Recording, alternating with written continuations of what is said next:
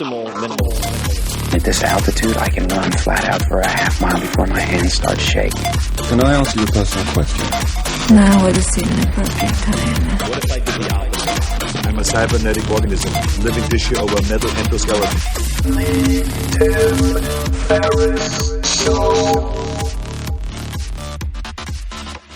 This episode is brought to you by Audible, which I've used for years. I love audiobooks, and I have two to recommend right off the bat. Number one is perhaps my favorite audiobook of all time, and that is The Graveyard Book by Neil Gaiman, the only audiobook I've wanted to immediately listen to a second time as soon as I finished.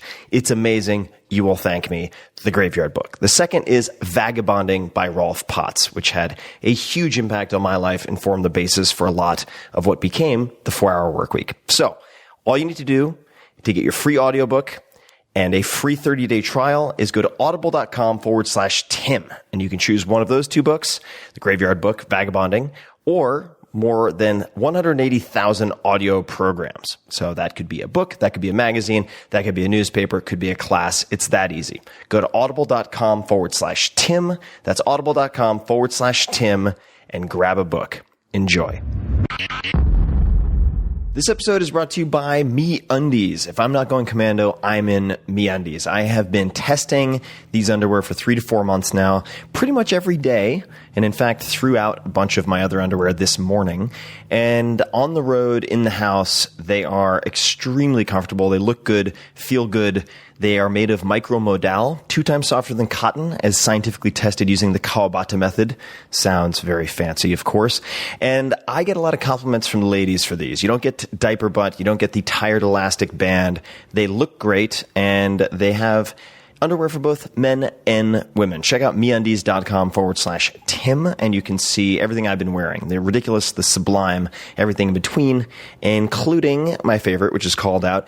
And I would be remiss if I didn't mention their lounge pants. This is a new thing, and I've been wearing their lounge pants when I record podcasts. I've been wearing them out and about when I'm walking the dog, meeting people for coffee, and they are extremely comfortable. They're made from the same material as the underwear, but some of them, like the blue ones I have pockets so you can walk about without seeming like you're off of your meds and completely crazy. So that is awesome. And if you're not happy with the first pair you try on, I assume that refers to the underwear, they'll refund you completely and you can keep the pair you tried on for free. But if you're that kind of person, you should be ashamed because that's disgusting.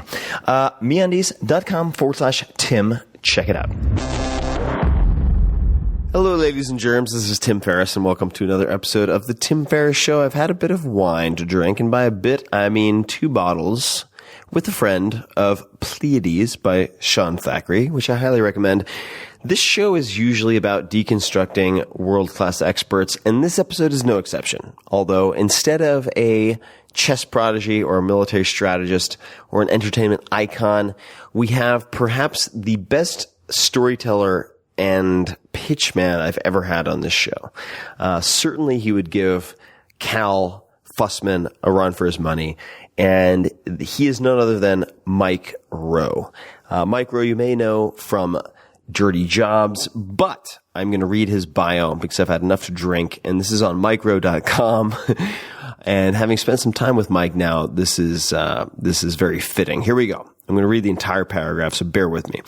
And this episode, I will say, is so worth listening to in its entirety because we cover how to sell a pencil, QVC, the meaning of freelance, the business of Mike Rowe, his mentors. We talk about some of his favorite influences and mentors. We talk about favorite books. We talk about the art of voiceover. We talk about Bruno Mars and how he became Bruno Mars. We talk about Orson Welles. It goes on and on and on. I had a blast with this. I just got back from spending some time after the interview with Mike, and I hope we have a part 2 and a point 3.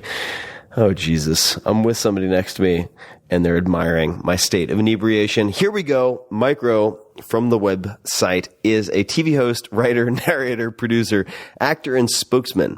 His performing career began in 1984 when he faked his way into the Baltimore Opera to get his union card and meet girls. And that is true. Both of which he accomplished during a performance of Rigoletto. His transition to television occurred in 1990 when, to settle a bet, he auditioned for the QVC Shopping Channel and was promptly hired after talking about a pencil for nearly 8 minutes. There, he worked the graveyard shift for 3 years until he was ultimately fired for making fun of products and belittling viewers. So, all of that is true, and we dig into it. And you should say hi to Mike on either or Twitter, and I'm flipping through pages because I've had too much to drink, at Mike Rowe Works. That's Twitter, at Mike Rowe Works, or on Facebook. Wow, it just gets better and better. The real Mike Rowe. This was a blast of a conversation that I've wanted to have for 15, 20 years, and I hope you enjoy it. So say hello to Mike, and without further ado, here is my conversation with the inimitable Mike Rowe. Mike, welcome to the show. I think you mean welcome to your living room. Welcome to the esteemed studio of Tim Ferriss Enterprises, i.e. my living room. Sophisticated, understated, with a certain insouciance and, dare I say, an Asian influence. That's actually my Tinder description. Not bad. Is it working? It's converting pretty well. I have wanted to have the chance to sit down with you for many years, and I wanted to thank you right off the bat. I'm not sure if I mentioned this when we met, which we'll get to for the first time, but you helped keep me sane for a period of several years when I had an extremely punishing job from about 2000 to 2002 specifically. That was when I was logging the most hours, and I would come home and there were two shows. It was Dirty Jobs. So you and then Jeff Corwin, who were like my teletherapists. Yeah. And, so I just want to thank you for putting out good work. Well, you're welcome. I mean, look, when people say things could always be worse, it means whatever you decide it means. But then when you can actually turn on the TV and see some sort of optical manifestation of what worse is, well, there you go. Reinforcement. Well, I remember one episode in particular. Oh, I remember several episodes, of course, but one came to mind.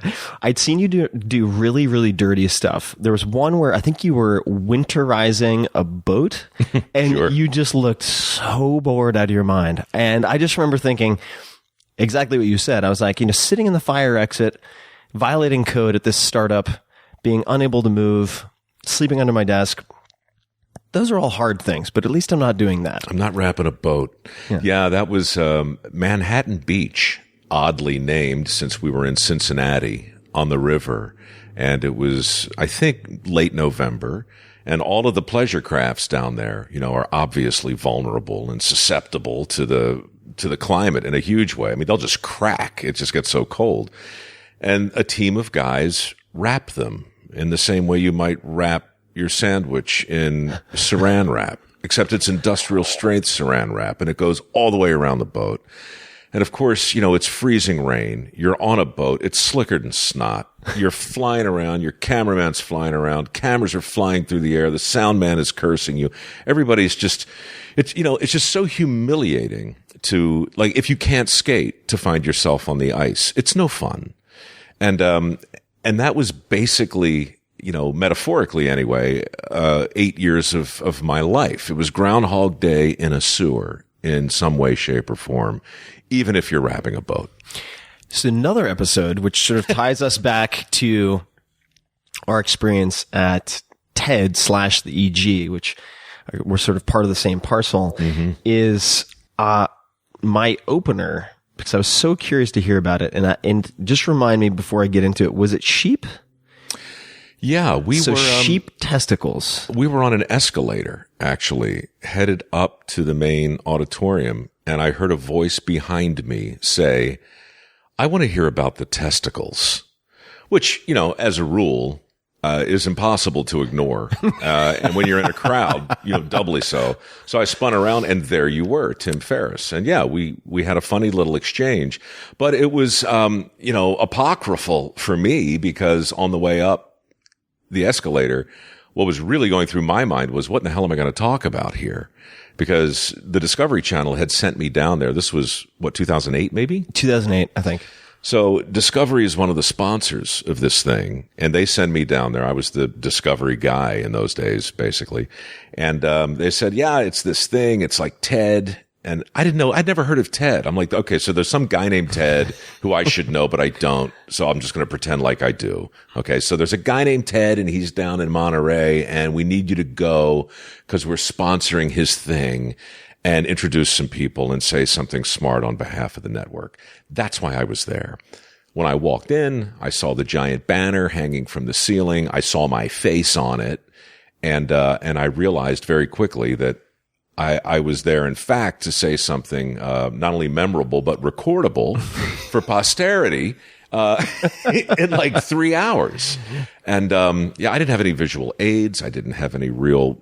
I had nothing except a lot of stories. And as I was going through them in my mind, I hear your disembodied voice.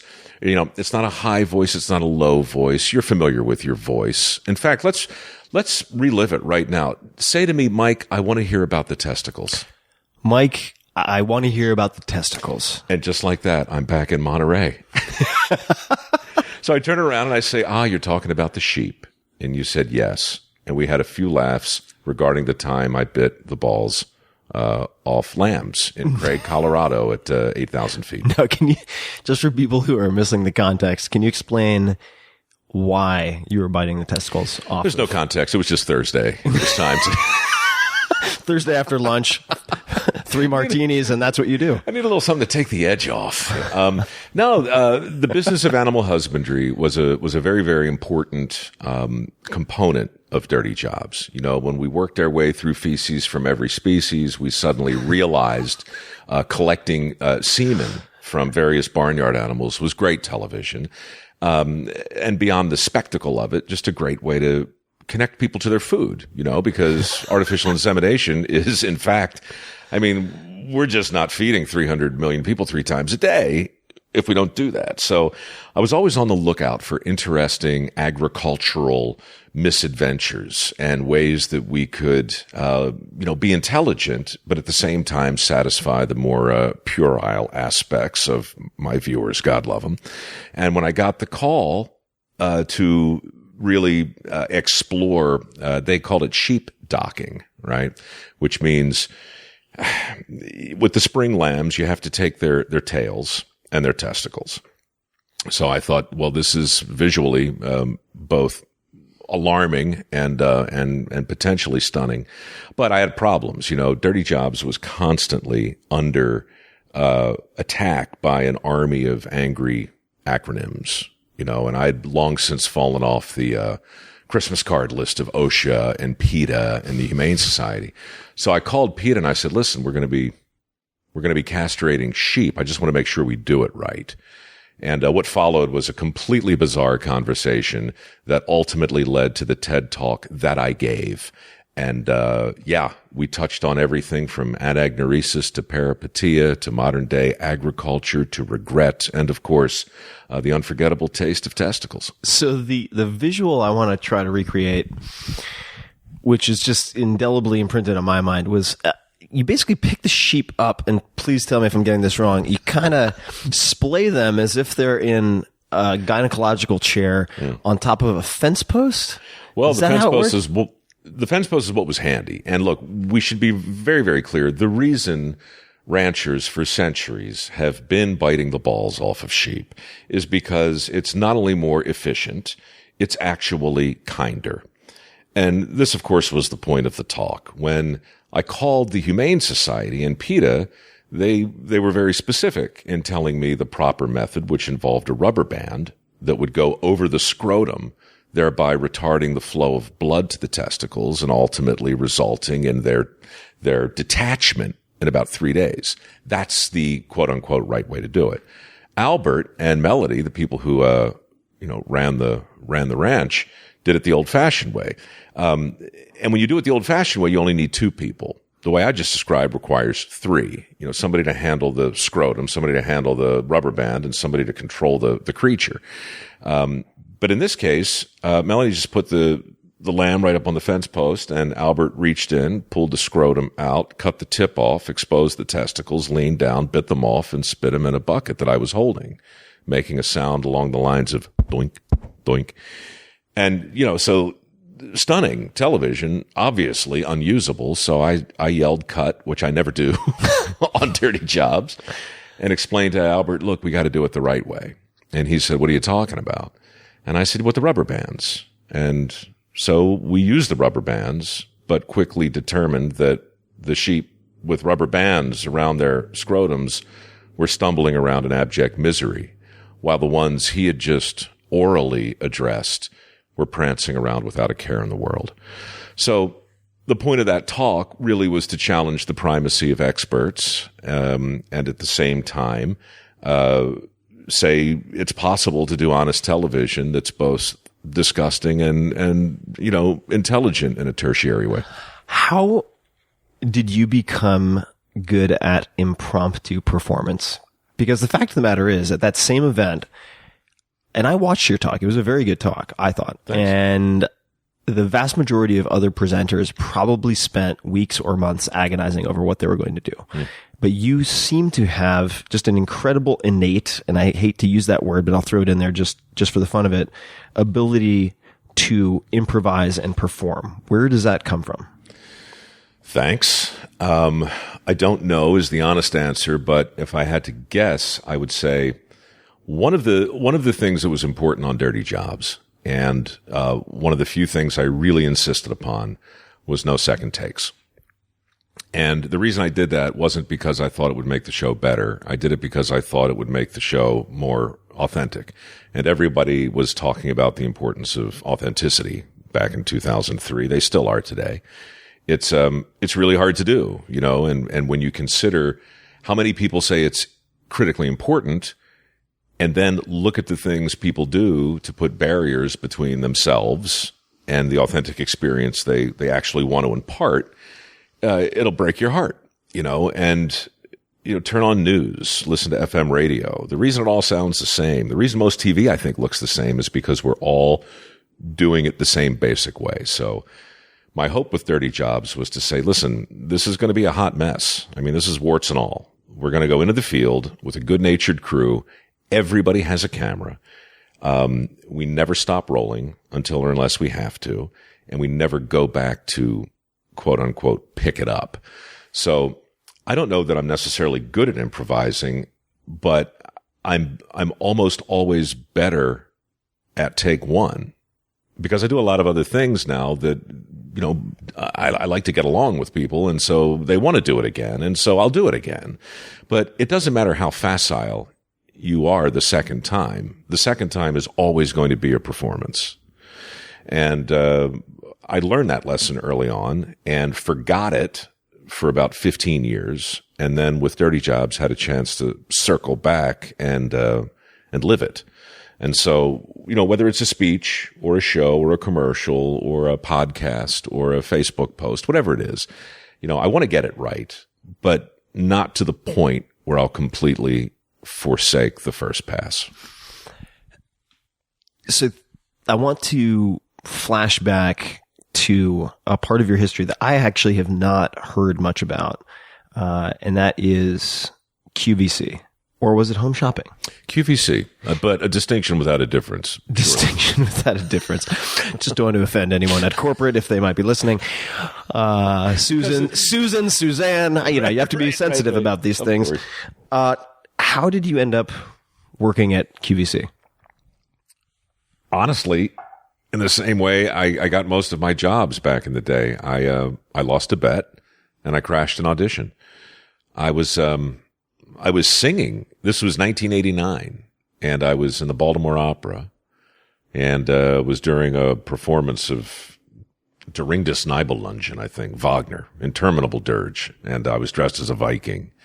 And I didn't need to be on stage for the intermission, obviously, but then for an hour after, which meant I could walk across the street and watch the football game at the Mount Royal Tavern, dressed as a Viking, which of course I did. And look, if you haven't had a couple of beers and sung Wagner, I heartily recommend it. Especially if you can put on the Viking helmet. Anyway, I walked into the bar and my buddy Rick was pouring the beer, but the game was not on. The Ravens were not playing. He instead was watching a fat guy in a shiny suit sell pots and pans. And I said, Rick, what the hell are you doing? And he said, I'm auditioning for that guy's job tomorrow. QVC is in town and they're having an open cattle call down at the Marriott. And I'm going to go see if I can get an actual job. So I sat there dressed as a Viking, drinking National Bohemian beer and arguing with Rick over the demise of Western civilization. And he bet me $100 I wouldn't get a call back if I accompanied him to the audition, which I did. And the next day, it's kind of a long answer to your question, but the next day I found... It's a long podcast. Oh, good. All right, well, let me hit you with a little interpretive dance. So I wind up auditioning that next morning in a conference room at the Marriott Renaissance in Baltimore Inner Harbor, which is maybe the strangest audition of my life. But I didn't get a call back, but I got a job offer on the spot. Okay. So what was the audition like? What was the audition process? It was elegant in a way that I know you'll appreciate as a guy who values some measure of efficiency and effectiveness. And it was elegance personified by a company who had abjectly failed to create a workable audition process. So it's 1989. The home shopping industry is just the part of the map where it says, "Here be dragons." You can't hire an actor and expect him or her to know how to sell. And you can't really hire a salesman and expect him or her not to shit the bed when somebody says action, right? So it's a very weird set of muscles. And the way they determine potential candidates, in my case, was they rolled a pencil across the desk while a camera was rolling. And the man said, "When I ask you to, I want you to pick up the pencil and I want you to talk about it. And I want you to make me want it. I don't care how you make me want it. I don't care what you tell me to make me want it. I don't care if it's true or not. But I want you to harness whatever enthusiasm and passion you can muster for this number 2 pencil and do not stop talking until I tell you to." And I learned later that anybody who could do that for 8 minutes was immediately hired and put on a 3-month probationary period where you were given enough rope to truly hang yourself from 3 to 6 a.m. every morning on live television. So anyway, that's how it happened. I talked about a pencil for 8 minutes. Do you remember any particular feature or benefit that you focused on? Well, it's interesting you use those words because if you're really trying to sell in a classic sense or kill time in a practical sense, there's no better approach than the feature benefit. So all the obvious things, it's yellow. Now, that's a feature. And if you limit yourself to simply saying it's yellow, then you're going to be out of time, real fast. Why is yellow important? Well, because you're a busy executive in the middle of a busy day. And when you need a pencil and open up that top drawer of your desk and gaze into it, you don't want to play some sort of game with your receptors. You want a color that pops out there. You want to know where that pencil is, and what better way to do it by this bright canary shade of yellow. And then, of course, if you want to take a little detour, right, you can talk about the exact hue of yellow, and then you can talk about where the paint came from or how the paint was mixed and where the paint was mixed. And you might even leave the viewer with an image of the person mixing the paint to create the exact shade of canary yellow. And then, of course, you can touch on the application process. And before long, you've talked yourself into this endless tautology just about the color of the pencil. It's a New Yorker piece. Could be. It could be, sure. When you started then selling at QVC, what distinguished the best performers from everybody else? Well, again, we were everybody was making it up as they went along. And in those days at QVC, it's not like Fortune 500 companies were lining up begging to be on as they are today. People would go out and do whatever they could to maintain a 3,000 or 4,000 SKU inventory. And back then, that inventory, I think, would be best described as the interior of one of those machines on the Carnival Midway where the claw, tries to grab the thing and then drop it for you. It was tchotchkes, it was Capodimonte, it was porcelain, it was collectible dolls, it was the cheapest kind of electronics, it was the Health Team infrared pain reliever. Did you guys have the knives and like oddly designed ninja swords and whatnot? Because that always has mesmerized me. Were those part of the package at that point? There must have been some corporate policy frowning on swords at QVC, but of course they got their own channel later on. But we had knives. We had In the Kitchen with Mike, and we had knives with full tang construction. I recall, as the metal runs all the way down into the handle. We had. We had cookware coated with polytetrafluoroethylene, Tefal, the slickest surface there is. I mean, all of this stuff, it was just an endless smear of adverbs and unpronounceable things. And I mean, to answer your questions, the people who were good at it took it seriously, and they showed up 3 hours early, and they studied the products, and they committed things to memory, and they did the best they could. And the people like me who never really got off the graveyard shift looked at all of that as a wonderful opportunity to impersonate David Letterman, which really is all I did. So I have actually visited QVC headquarters once, and I don't actually, for whatever reason, recall the reason, but I leapt at you go to QVC for reasons unknown. I leapt at the opportunity. I think I might have been dating. Where is the headquarters? At the 7th level of hell, as I recall. Is it which state though? No, they're in Pennsylvania. I knew they're it. So in Westchester. I think I was dating a girl around, what is it? King of Prussia? Of Prussia. There we go. And I think I was just in some way forsaken or left alone with nothing to do and decided to go to QVC. That was it. Yeah. And I took a tour, and I remember being so impressed at the time. This was probably 99, with the control room and the sort of units and dollars per minute being moved by different presenters. Staggering. And at the time that you were there, did you have an earpiece where they fed you feedback? I had 2 earpieces at the time. One, so the producer could tell me how I was doing or beg me to stop doing whatever it was I was doing. And then another one to handle the live phone calls, which were extraordinary. Now again, in 89 and 90, it was like radio days, it was like early television, early radio. We didn't have a 7-second delay. We're utterly live. So you're really out there without a net. The number of things that could go wrong and the degree to which they did are nothing short of spectacular. One day, if there's time, I'm going to write the book because it was just wild. But in defense of home shopping, I have great fun looking back and casting aspersions. But the truth is, I learned more in my 3 years at QVC than I've ever learned anywhere about anything. And I probably even learned more about myself, which you'll do at 3 a.m. when you're staring into the abyss and it's staring back and you're trying to make, a precious moment figurine interesting. You'll go places you didn't know you would go. But kidding aside, it's probably the most honest channel in the entire cable universe.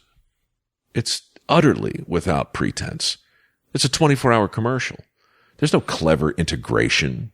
It's not native advertising. No. It is a clear and present proposition. It's transactional TV. And I just think it's also a monument to capitalism. When did, and we were sitting down chatting before we started recording, when did American Airlines fit into your chronology? Oh, God. Well, in 1993, I was fired for the third time from QVC. So hold on, I have to pause. So fired for the third time. Does that mean they fired you and then begged for you to come back, or that you? I would say they negotiated? begged. Each situation was different. When I was fired the first time, I'd only been there about 2 months, and I stayed on a kind of what they call it in Animal House, double secret probation for the next 3 years. Because remember, for me, the products were there to be made fun of. And the callers were there to help me. I didn't see them as customers. My first night on the air, I picked up the Amcor negative ion generator, and I looked into the camera and I said, look, this is item, what was it? Like E1410. Now, at the time, there were also items like E28960. So like E1410 meant that thing had been there from day one. We'd been selling it for years. I'd never seen it before, and I didn't know what it did. I looked into the camera and said, if one of you people at home, and I'm talking to you narcoleptic, lonely heart, right now, it's 3:30 in the morning. You know who you are. You're watching me sit here about to go up in flames because I have no idea what the hell this thing is. Could you please call in so my producer can put you on the air so you can tell me how this works? I swear to God, I did that. And I got overwhelmed with phone calls. Hundreds of people, which at 3:30 in the morning is saying something. Hundreds of people called in to tell me how to do my job on live TV. And it was awesome. Yeah, it was just sounds incredible. It was great. I mean, I would look out at the producer who was sound asleep. Right. I'm sound asleep. Just silence in the earbud. I swear to God. You're like trying to fit his name into your dialogue so he wakes up like meow with Super Troopers. Okay. He didn't have his earbud in. His feet are up. He had fallen asleep doing a Sudoku like 20 minutes earlier, and he had the thick trails of saliva coming out of his mouth and going all the way down to his chest. And I was utterly alone on stage, save for these product coordinators who would bring me this never-ending chain of dreck that had failed to sell in prime time. And that's what it was, 3 hours a night. So the viewers became my, they were never customers to me. They were this good-natured but slightly dangerous group of people, kind of like a Greek chorus, who would call in and instruct me, and I'd mess with them and they'd mess with me. And occasionally the calls would become utterly obscene, and then things would really go off the rails, But I mean, honestly, Tim, we could talk about this for days. It was utterly, transformational. And I'd never been on TV before, ever. I'd never had a job in broadcasting before. And suddenly it's 3 a.m. I'm on live television. People I don't know are bringing me things I can't describe. And I'm completely reliant upon the viewer to get me through the shift. So with this sort of petri dish of live broadcasting and all of your experimentation, you get fired for the third time and enter stage left American Airlines. Or how did you go from then? Well, for me, what happened was after 3 years, I did develop a pretty good set of muscles and became a very good auditioner. And I had always wanted to be a tradesman, to tell you the truth. And I didn't get that gene. It's recessive. Everybody in my family did. I didn't. But I always looked at TV as a trade. And I finally felt like I had a toolbox that would allow me to approach it the way I always wanted to, which was as a mercenary. I mean, really, truly as a freelancer. You're familiar with the word freelance in its origin? I do not know the etymology of freelance. Well, so the etymology of freelance is exactly as it sounds. In the medieval days, if you were a freelance, you were a knight without a lord. You're a Ronin mercenary. You were a mercenary. And I just love the idea of going to Hollywood without an agent, without a manager, without a publicist, without a lawyer, and booking as much work as I could. I didn't care about the work. I didn't care about the quality of the work. I didn't care if it was infomercials. I didn't care if it was books on tape. I didn't care if it was sitcoms or talk shows. Didn't matter.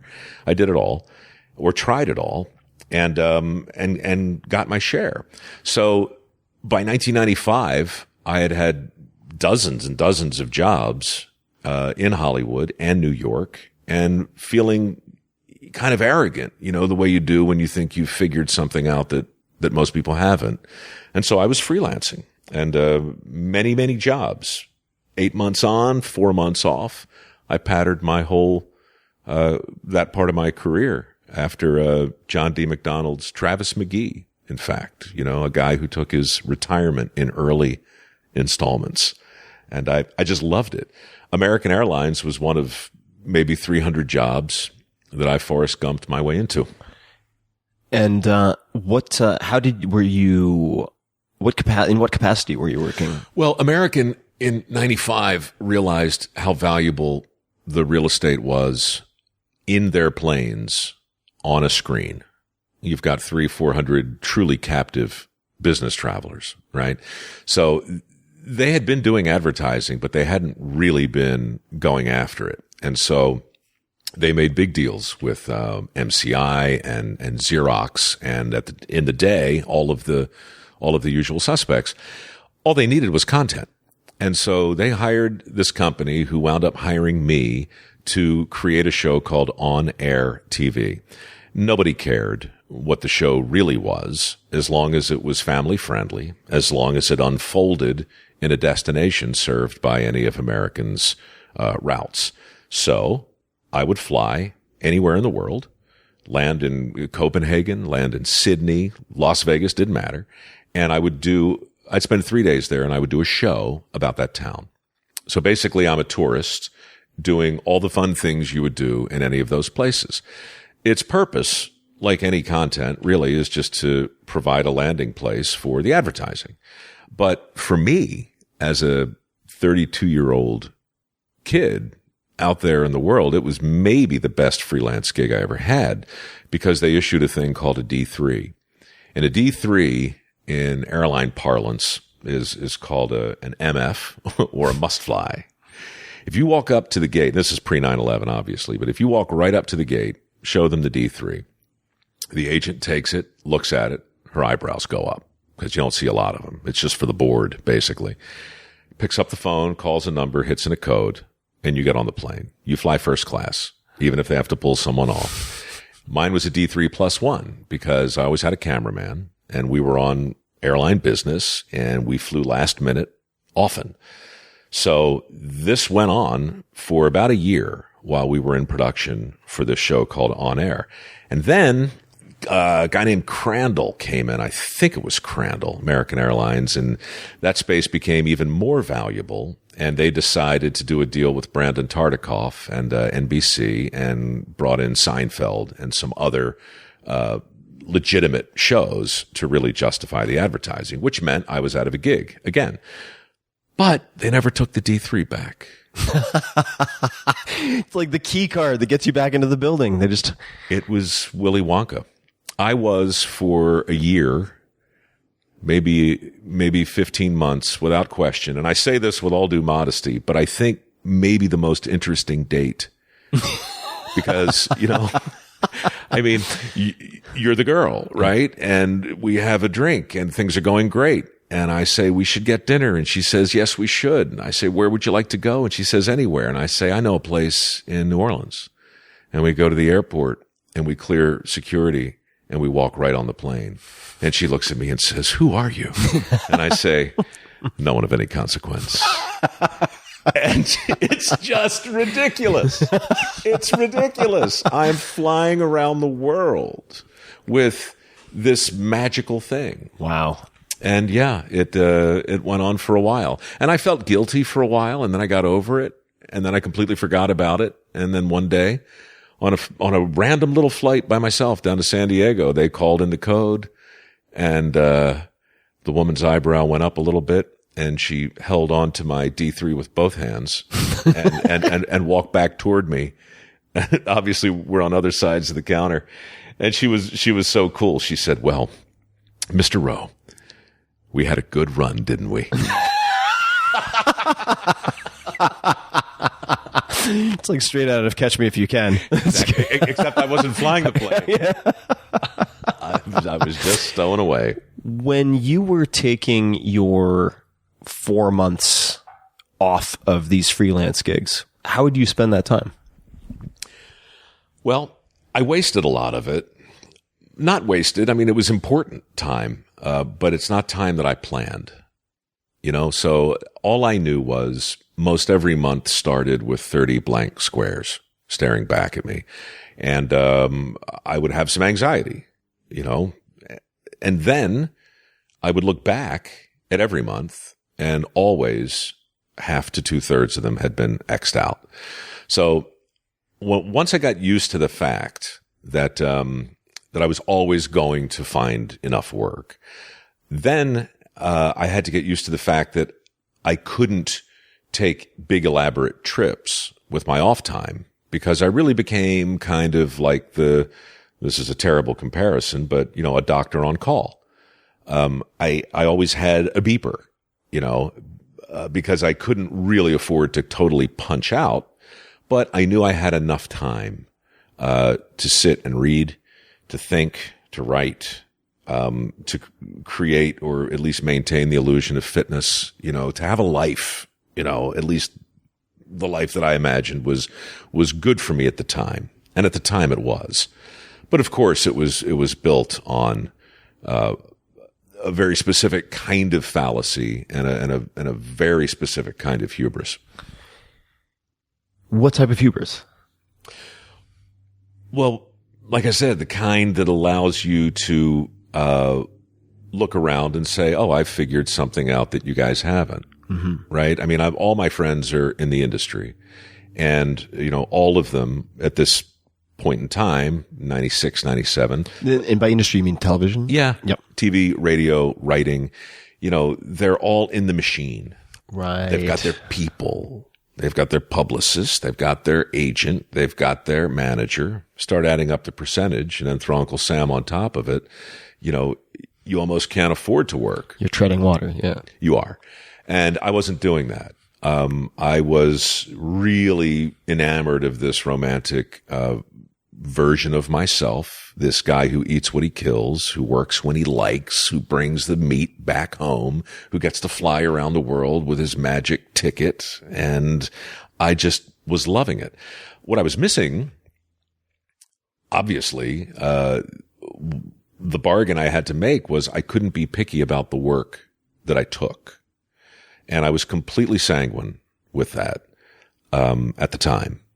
And really from 28 until 42, that's exactly where I was. The work didn't matter. What mattered was the quality of life in between the gigs. And of course, keep your tongue in your cheek and have as much fun as you can while you're doing all of the things you have to do. And you win. That was my metric. So when did that hubris lead to a reckoning? When did Icarus get too close to the sun? Or when did that change? And why did it change? I don't know why. I could theorize, but it happened when my grandfather got sick. He was 92 and built the house. The guy could build a house without a blueprint. The guy could take my watch apart right now, blindfolded, and put it back together. He had the chip of knowing, I used to call it. He only went to the 7th grade, but he was a master electrician by the time he was 30, a plumber, a mason, a mechanic, welder, whatever. And I idolized him. By 2001, I was working here in San Francisco, impersonating a host over at Evening Magazine, working really for CBS News in that capacity. And my mother called me to tell me my grandfather was fading, and I hung up thinking, God damn it, I never did anything on television that he would look at and recognize as work. He loved me and he was proud of me and vice versa, but I never, imagine the guy I just described seeing his grandson singing opera. selling things in the middle of the night on QVC, flying around the country doing a bullshit TV show for no reason other than mercenary, and it just, for him, a guy who built things, repaired things, fixed things, I was just from another universe. So I thought before he goes, it would be nice to do something on TV that looked like work. And that really started a conversation with my boss about a segment that was called Somebody's Got to Do It. That segment ultimately took place in construction sites and factory floors. The first one was me in the sewers of San Francisco, hosting a show called Evening Magazine. It was a hugely important moment because it nearly got me fired. It did get my boss fired. He was early retirement anyway, but Evening Magazine, right? Mm-hmm. It's 7:00 here in the Bay Area, and you sit down for another heartwarming story about a 3-legged dog, Marin, who's overcome some sort of canine kidney failure, and you get me crawling through a river of shit, with a sewer inspector, covered in the worst excrement there is, with rats and roaches, and it was great, and it was horrible, and half the people who called to congratulate me, and the other half called demanding my head, which of course is exactly what you want in TV. And so even though it didn't work ultimately on Evening Magazine, I did 20 of those segments, cobbled them together, and ultimately sold them to the Discovery Channel, and that became Dirty Jobs. But it all happened fundamentally because I wanted to put something on TV that wouldn't cause my grandfather to throw his crumpled up National Bohemian beer can at the screen.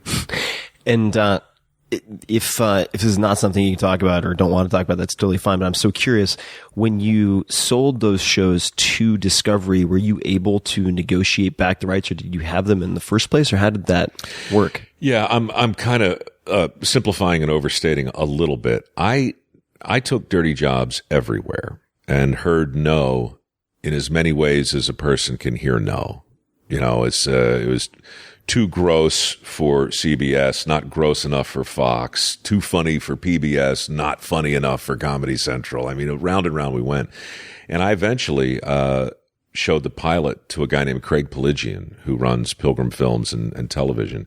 And he actually owed me a favor, I think, because a couple years earlier I hosted a complete abortion called Worst Case Scenario, which aired on TBS, and he produced it and I hosted it, and he said, look, if I can ever help you, so I gave him this pilot. It basically was a pilot of me collecting semen from a bull called Hunsucker Commando. And he showed this to Discovery, and Discovery was like, look, that's weird. It'll never work, but let's talk to that guy. Not even knowing that they had hired me 10 years earlier in 1993 to host a show called Romantic Escapes, which turned out to be neither. But anyway, I often say, Romantic Escapes was me and a pretty girl going around the world creating the illusion of romance in 5-star hotels. From there, I worked my way up to the sewer. And finally got a career started. So this gent that you mentioned, how did he then return the favor? He took the pilot I shot to Discovery and he showed it to them. And that opened a conversation about me becoming the Discovery guy. So I made a deal with Discovery to narrate their tentpole specials and to become a kind of de facto avatar. My whole pitch to Discovery was you don't need another host and your network doesn't need another expert. The world's full of them. You need a fan. You need a fan of your brand. You need a curious cat to go out in the world and look under the rock with a crew that leaves a light footprint just to ask the kinds of questions I would ask if I were watching TV with my friend from home. That's what you need. They bought that idea.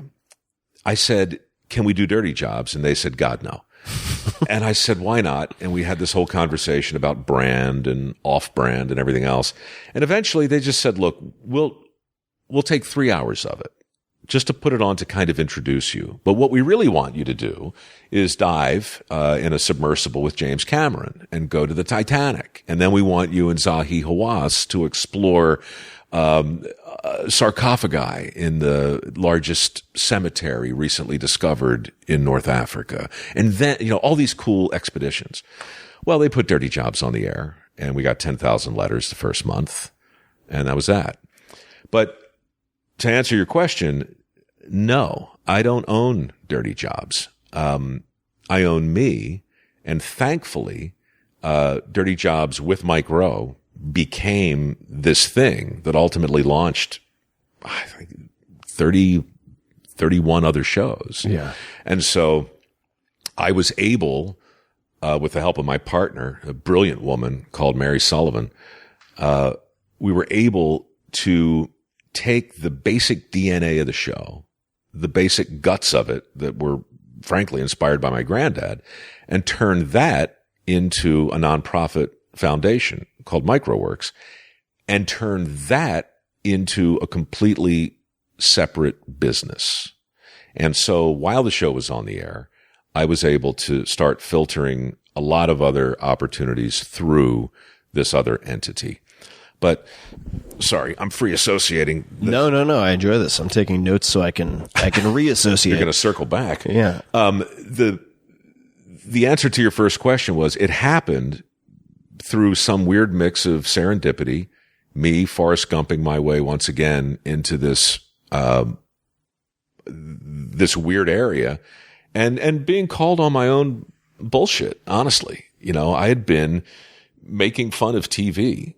And suddenly I'm doing a show where I'm getting thousands of letters from people who are genuinely grateful to see their job, to see their vocation, presented not as a punchline, but as an honest way to make a decent living. And so we touched on something that was really real.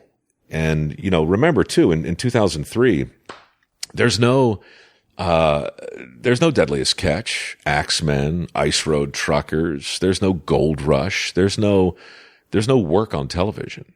So it was a very, very, I understand why Discovery was, tiptoeing around this thing. This was the province of Cousteau and David Attenborough. And now, a smart aleck covered with other people's crap is making dick jokes in a sewer. That was scary, but at the same time, we were paying a genuine tribute, to the worker. Mm-hmm. So it was the right mix of subversion and earnestness. So you are very good at crafting a compelling pitch. And I've witnessed this in many different capacities, but to go back to one of the stories you just told about pitching Discovery Channel. You have this, you don't need more of this. This is what I'm proposing. And getting that deal done, how did you plan that meeting? Or did you walk in and free associate? A little of both. When I was 1986, I guess. So I'd been out of college a couple of years. I was flicking around. And in those days, when you flicked around, you got up and walked over to the TV and turned the dial, so I'm flicking around and I saw a documentary on the Discovery Channel, and this was the first time I'd seen it. And I was utterly enamored of the brand, the idea, the notion, the idea of satisfying curiosity. I said, I'm going to work for these guys one day.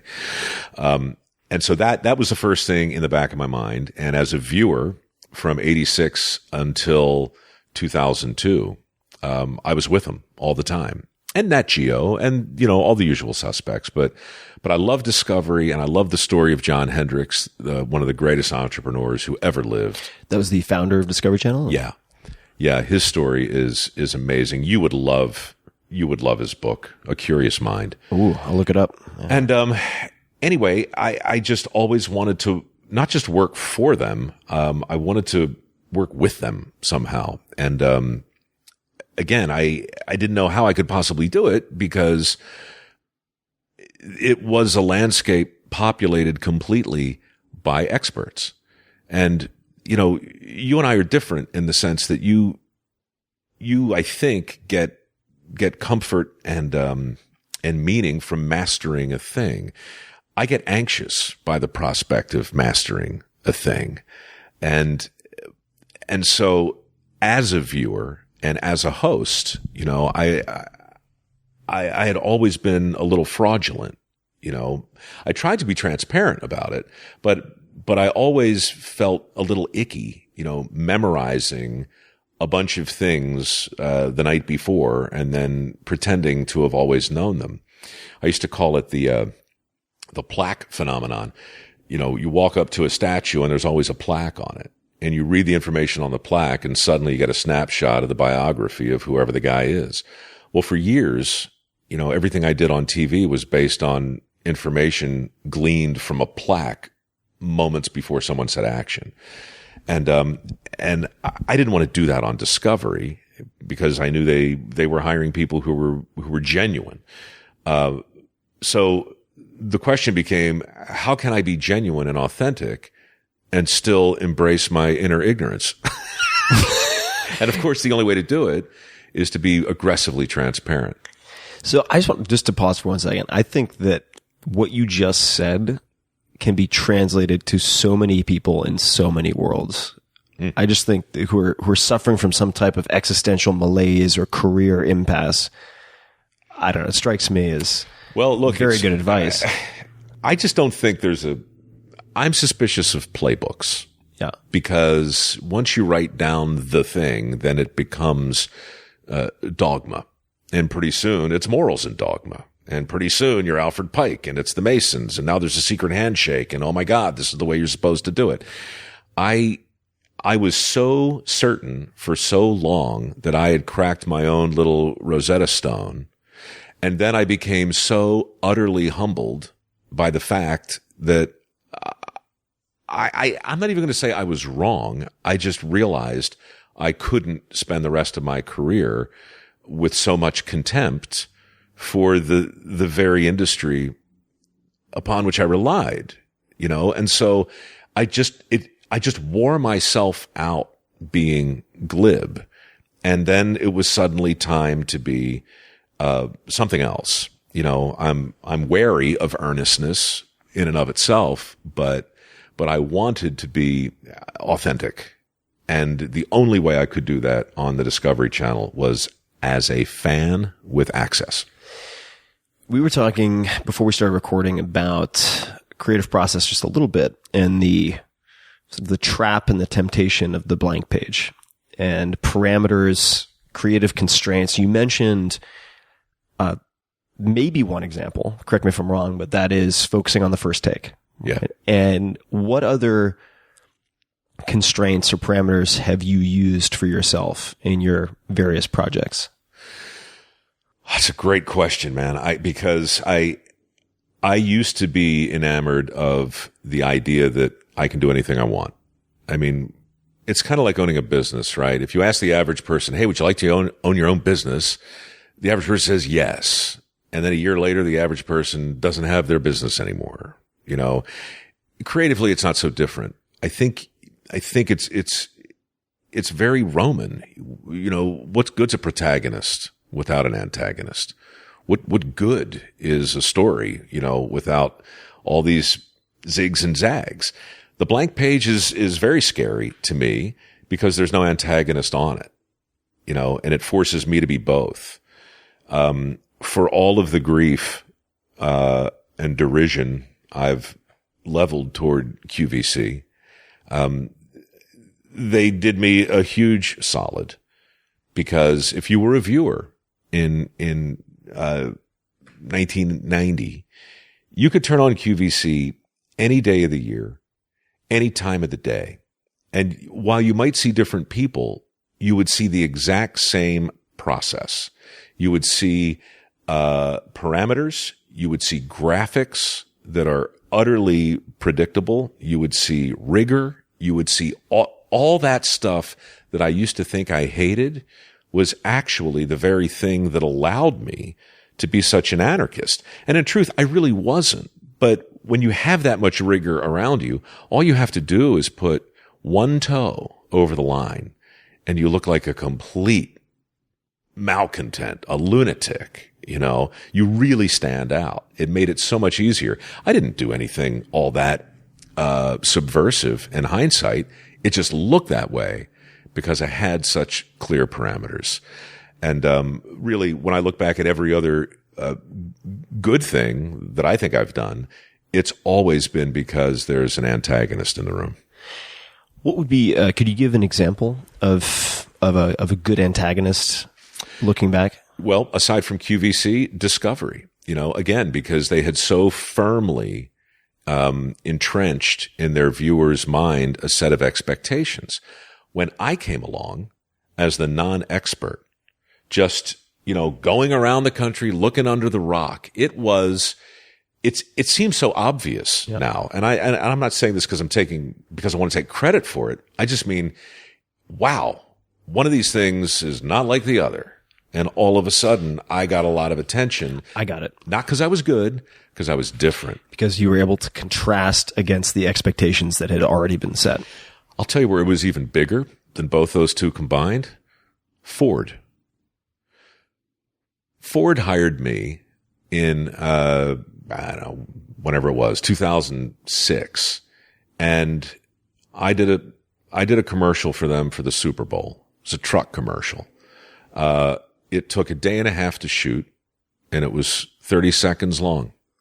It involved a giant centrifuge hooked up to the bumper of a truck, and we dug a giant pit, and the centrifuge spun the truck like a giant carnival ride, and I stood right next to it, talking very heroically about the construction and the reliability and the durability of the truck. And I wore a shearling jacket, and my hair had product in it, and I had makeup on, and I hit my mark and I said my line, and I hated it. The commercial did fine, but I hated it. And that opened a dialogue with Ford and their agency. And it took about a year and a half, but my basic pitch was the same thing it always is. I said, you guys, if you guys want to put some dude in a shearling jacket and let him hit a mark and say a line, there's a long list of guys who can do that better than I can. But if you want to shoot quickly, and if you want to make your customers the hero of your brand, let's experiment. Because I think you can take the same DNA from Dirty Jobs, and I think you can shoot it straight into an advertising campaign. And to the credit of the ad agency, we eventually got around to doing it. And a year and a half later, in the course of one day, we shot 22 commercials. Wow. And it worked. The campaign became something called Swap Your Ride. There was one called Spread the Word. There were all these different campaigns that relied not upon storyboards or scripts, but real people. And all I did was get out of the way and just have conversations with people. Go figure. You have, we have a sort of a mutual acquaintance who I tried to mine for questions that he would like to hear you ask. And one was, he, meaning Mike, talks about pursuing opportunity and not your passion. In parentheses, which I agree with, by the way. And then there's a follow-up to that. But could you, if that is true, could you elaborate on that? Sure. One of the best things to come out of Dirty Jobs after we did a couple hundred of them was a new level of permission from the network to basically do whatever I wanted. And what I wanted to do on occasion was look back and try and glean some lessons from the dirt. I wanted to take some of the many experiences we had from the show and make a case for what I called alternative platitudes. I've always railed against those bromides that hang in paneled conference rooms that have pictures of guys in like kayaks or, rainbows. Or eagles. Eagles. A lot soaring. of eagles. Yeah. And, teamwork. And then something about teamwork or, determination or persistence. That's what I meant before when I said I'm wary of earnestness. I think it's so easy to serve up a good idea, but then choke on the saccharicity of it, if there is such a word. The thing that chapped my ass more than any of them was follow your passion. I remember seeing one of these platitudes. What were they? Successories, they call them. Right? Yeah. Right? It was a rainbow. There might have been a unicorn in it, butterflies, happy people. And it said, follow your passion. And, I took the position on Dirty Jobs that so many of the people I met who at a glance were not enviable in any way, but in fact seemed to be better balanced and happier than most of the people I knew in real life. I began to ask myself, what in the world do these people know that the rest of us don't? Regarding passion, I started asking around, and I heard the same thing from everyone. The happiest people I met, the people who were most passionate about their work, were people who looked around, watched where everyone was going, and simply went the opposite direction. That's how Les Swanson from Wisconsin wound up with 3 honey wagons. A former psychologist and guidance counselor is now sucking the shit out of people's septic tanks full time. He's in his 60s. He loves his work. He can work whenever he wants. I'm having this conversation with Les Swanson, and he's saying, look, this is not my wish fulfillment, except for the fact that I love what I do, and I'm very good at it. And my question to him was, well, which one of those came first? And he said, neither. What came first was the fact that nobody was doing this. What came second was my own hard-headed commitment to be very good at it. And then I did the thing that is the hardest thing to do, and that is figure out how to love something that you didn't think you did. So always follow your passion, for me, became never follow your passion, but always bring it with you. So that, I remember I was told, so we live in an area, Northern California, where you have a lot of very wealthy and simultaneously very miserable people. It is, and this is not unique to the Bay Area, and there's certainly happy, wealthy people. But the money, much like alcohol for some people, seems to exaggerate who they were already. Sure. If that makes sense. Cocaine makes you more of who you are. There you go. And I remember being told at one point, if you can't be happy with what you have, nothing you ever get will make you happy. Mm-hmm. And so that's that observation by Les of bringing passion to what you do, or learning to do that if you don't have it, seems to be extremely, extremely important lesson to put into practice with whether it's, I personally use journaling in the morning and trying to practice gratitude because historically I haven't been good at it, to be quite frank. Very no focused. One's historically good at gratitude. We're not wired for that, man. Yeah. Just, how do you have any, daily practices or morning rituals that you find help to keep you sane or saner? Look, I'm afraid the honest answer is I don't know, but I have patterns like anybody else, except I'm suspicious of my patterns, if that makes sense. This is my own psychosis, right? It's kind of what I meant before. I'm wary of earnestness. I'm suspicious of protocol, and I'm just once I see the routine, it frightens me. And I don't know if it's a sabotaging thing or, I don't know what it is. But, this morning I woke up and I had a lot of things that I wanted to do before I came over here to talk to you. But I grabbed my laptop before I got out of bed, which is always a mistake, and I hopped over on the Facebooks and I saw something on the wall and I wanted to respond to it. It was somebody had made a list of the worst jobs, right? And it pissed me off. And I posted their list and I wrote something, and then I messed with it a little bit, and then it turned into like a 500-word thing. And then right before I came over here, I posted it, and now 5,000 people have shared it and 1 million people have read it. And I'm really pleased by that in a way that might sound a little self-important, but I'm also pleased that a thing that wasn't on my list to do, has triggered a conversation that a million people are a part of. And it happened not as the result of a plan, but as the result of this sort of suspicion I keep talking about that pushes me away from whatever plan I try and make. So sometimes I think it gums me up, slows me down, and gets in the way. Other times I look back at it and feel terribly clever.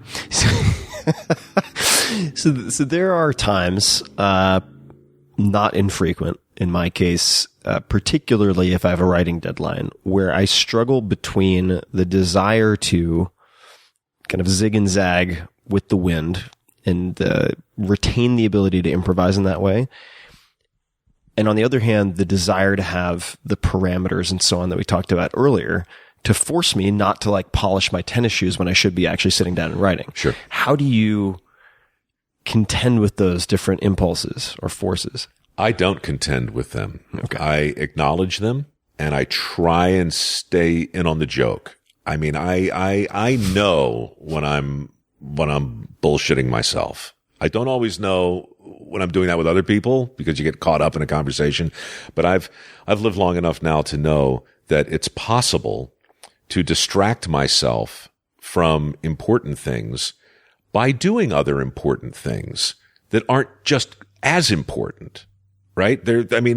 I call it virtuous procrastination, and it's no different than wasting time, but it's an elevated form of doing it.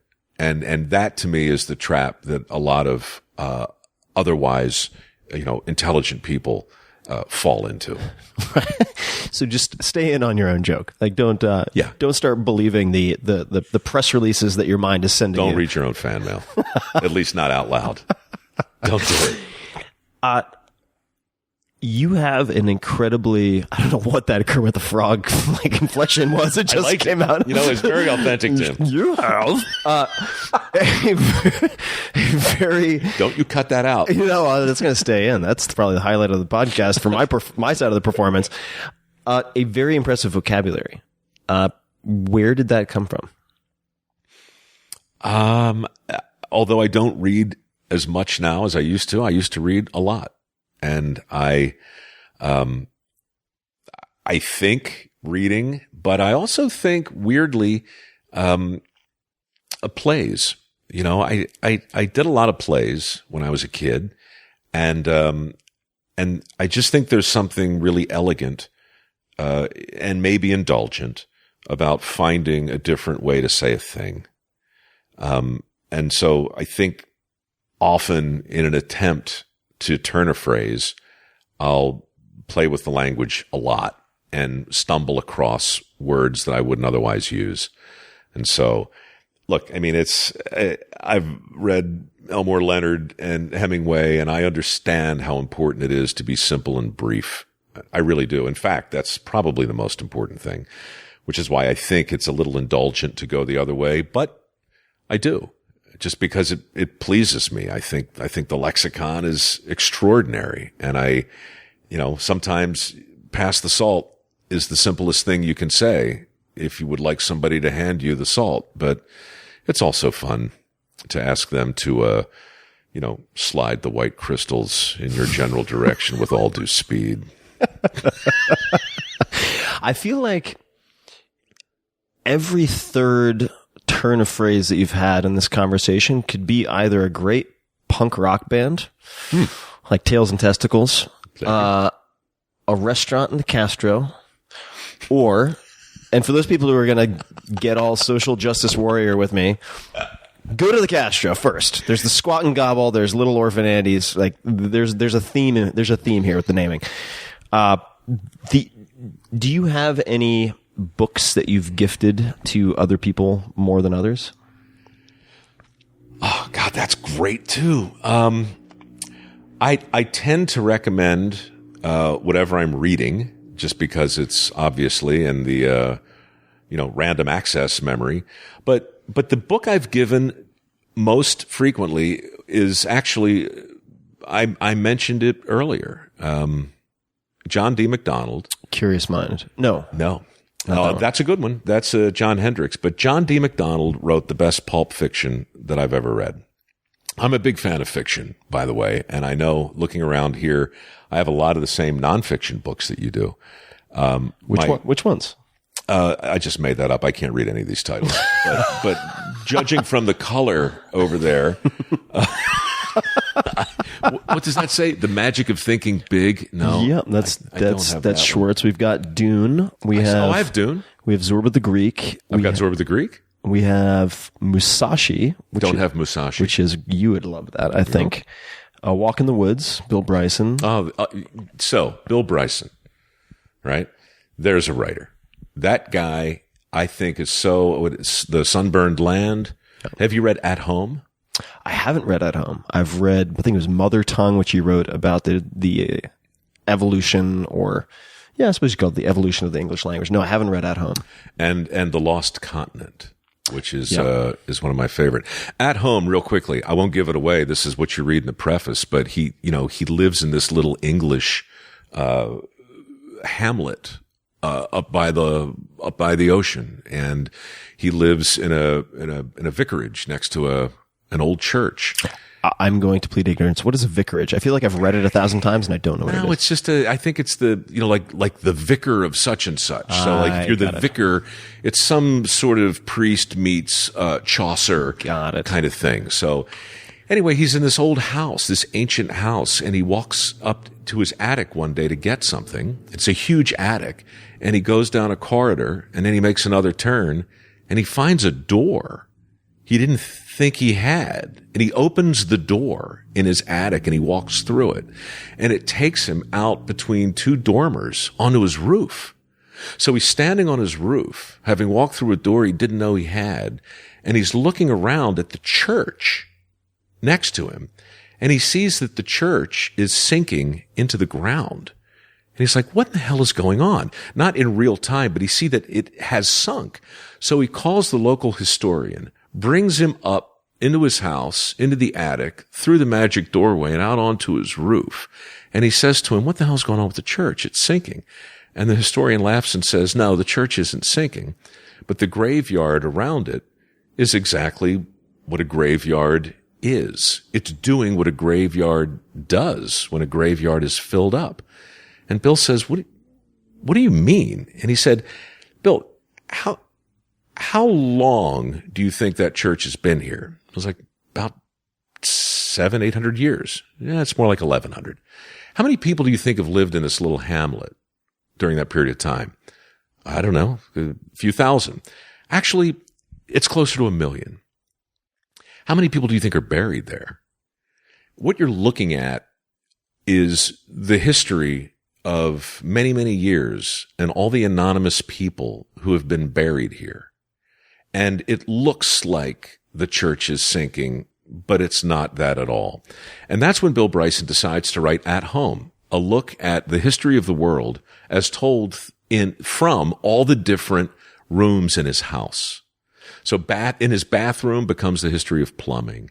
In his great hall becomes the history of entertaining. That's a cool premise. It's a great premise. And now that I hear myself talking about it, that's a book I would recommend. But not at the expense of John D. MacDonald and The Deep Blue Goodbye, featuring Travis McGee. The Deep Blue Goodbye. Travis McGee is a boat bum created by John D. MacDonald, who lives on the Busted Flush, which is a barge he won in a poker game. And Travis takes his retirement in early installments. And when he works, he busies himself recovering that which has been stolen or conned away from people who he's your last best hope. So the Travis McGee mysteries are really adventures that are told through the eyes of this quixotic character who's really a philosopher. He's a knight errant who, like I said, comes out of retirement to do these quasi good works. He keeps 50% of what he recovers, of course. That's how he lives. But MacDonald put McGee so far ahead of his time, and it's just a wonderful, these books are all time capsules. There's a color in every title. So the deep blue goodbye, pale gray for guilt, bright orange for the shroud, a lonely silver rain, a tan and sandy silence, cinnamon skin, nightmare and crimson, all these great books. And, it's just great trash. It's the best pulp I've ever read. And I've never had anybody read them and say those weren't good. They're offensive in the sense that they're politically incorrect and out of step, but they're good.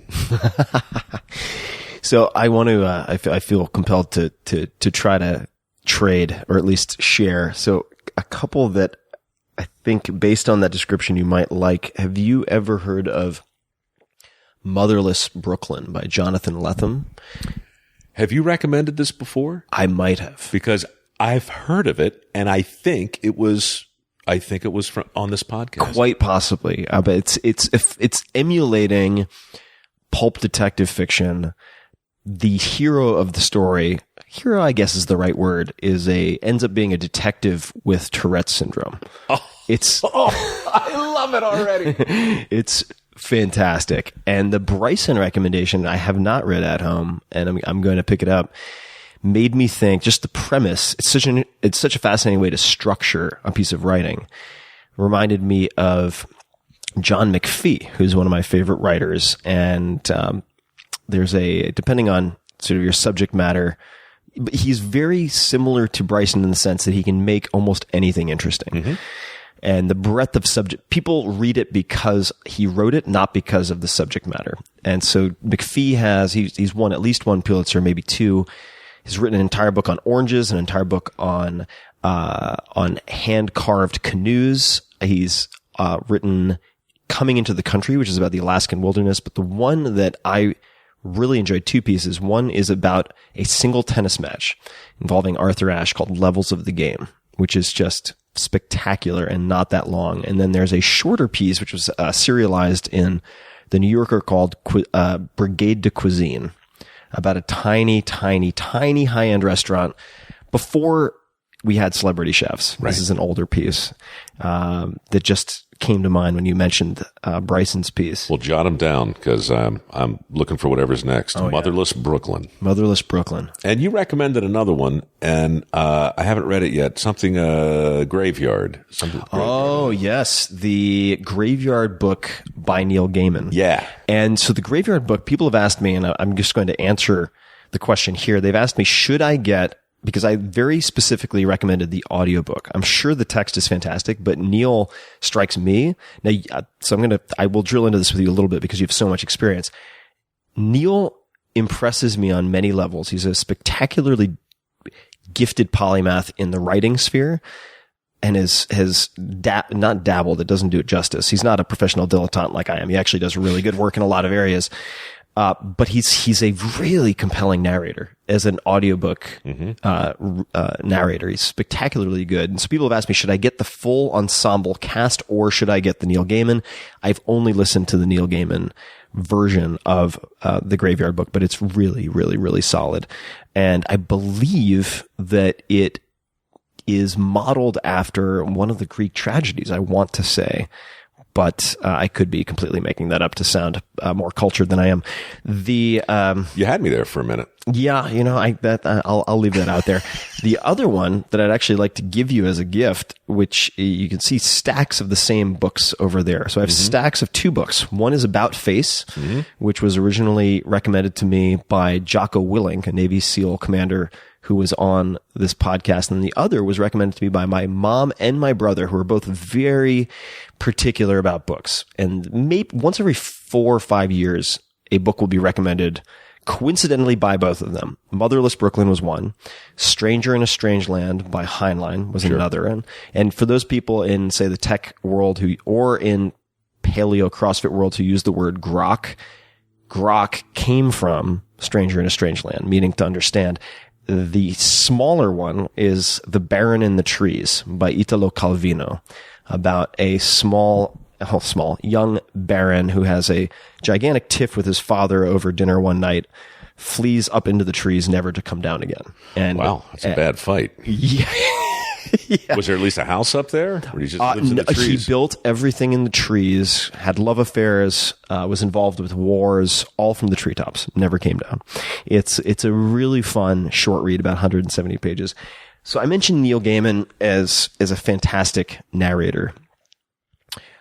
What speakers or narrators, voiceover folks, anything involving voice, really have blown you away, alive or dead? Just really like, God, how do they do that? Yeah, I'm most impressed nowadays by the guys and the women, but mostly men. You know, the men are dominant in the business, and it's the ones who can hide. It's the ones who really don't get in the way of the story itself, you know, and it's really a balancing act. Most of the stuff I narrate now has a level of spectacle to it. So I get to butch it up a little bit, you know, and it works for Deadliest Catch and some other shows. But How the Universe Works, for instance, which I've been doing for 5 years now, it's a totally different proposition. Morgan Freeman has one of the most wonderful, recognizable voices ever, but it's impossible to listen to a show and not constantly know you're listening to Morgan Freeman. Right. Likewise, James Earl Jones. You got a guy, though, like Peter Coyote narrates as much or more than anyone, and he has a really interesting way of being flat and engaged at the same time. You watch Donovan.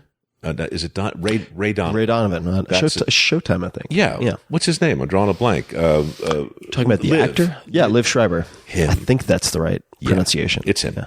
It's him. He is a wonderful narrator. We were up for the same big project a couple years ago. I had no idea. Yeah. Son of a bitch got it and I didn't. Heartbreaking. But you know, honestly, the best ones, you don't know their names. Right. And that's part of the deal. I'm very lucky because I've used what little notoriety I have to just relentlessly leverage my way into that space because I just love doing it so much. But the really great narrators are utterly anonymous and transparent. If you had to pick any particular female voice performer, and by voice performer, it could be a singer, could be an actor or actress who uses their voice very effectively, voice over anything. Anyone come to mind? Do you remember Hidden Valley Ranch? I salad do. dressing. Yeah, I do. I'm telling you, if you Google some of those old commercials, you'll hear a woman narrating all of them. And there's a famous actress. I don't know if she's even around anymore, but she was in MASH, the original MASH. Her name is Sally Kellerman. Sally Kellerman had a fantastic voice. And it was what made her voice so unusual is that it didn't strike me anyway when I was watching her act. It was just part and parcel of her, but it was just one of those voices when it's disembodied and right there on the radio. Oh my God, it was amazing. Orson Welles, same thing. I mean, it's just unbelievably impressive in every way, but all of a sudden, you know, to hear that guy just vocally, you really want to laugh. Listen to the old, there's some stuff on the YouTubes with him coming unhinged at being directed in these, there's like Mrs. Paul's fish sticks or something like that, right? And, you know, you hear him in the booth, you know, and the pages are rustling and he's getting his copy together and he starts with, I know a man in the fjords of Norway. A man, and he's reading the copy, and it's like there's some split infinitive, or maybe a dangling participle, and he's just pissed off, and I can't read this shit, and then back and forth he goes with the producer, and it is, I mean, the greatest living director and actor is at that point in his career where he's doing, you know, Gallo and all these things, and you know he's just, you know, consumed with loathing because of it, and he's taking all of that angst out on some poor line producer trying to produce it. It's just awesome. Bill Shatner actually has done some remarkable voice work, in my opinion. Now, is this Priceline Star Trek William Shatner? Yeah. Okay, cool. I've just never heard him called Bill Shatner. Okay. Well, I don't know if he would remember it, but we were actually in business together for a brief time back in New York. He's always ahead of his time, Shatner is. And I think one day, years from now, when people who write books about this stuff look back at celebrity and the cults of personality and the arc of a career, I suspect his will be unexampled, and we were in business. I had a friend who got the license to do phone cards, which at the time, in the early 90s were very, very big in Europe and never caught on here to the degree everybody thought they were. But, you'd buy your long distance time in advance. And he had the idea of saying, well, what if, you buy $100 a long distance and you put it on a calling card, but what if the calling card had a picture of the Enterprise on it? Or the X-Files or the Simpsons or your favorite show. And what if when you call that 800 number to access the long distance platform, what if you were confronted by a voice, say mine, that said, welcome to the Star Trek information platform. To place a long distance call, hit 1. To listen to original content from your favorite Star Trek characters, press 2. So you press 2 and you open this world of old time radio where you can take a Klingon language lesson or listen to, you send a wake up call from Bart Simpson, all this crazy stuff. So Bill Shatner, loved that idea and invested in that company. I was the voice of the company. He was the investor. He was a couple years too early. Didn't really work. But the fact that he was there and the fact that Priceline came along right on its heels, I'll never forget, watching him make that deal with Priceline and thinking, this will never work. But if it does, lucky him. And as it turned out, it worked okay. Lucky, what is it they say? Not sly as a fox. I'm trying to come up with a proverb that I can't remember properly. Sly as a fox is good. But it's not it's not what I'm going for. Now, the important thing with metaphors, Tim, is you should try.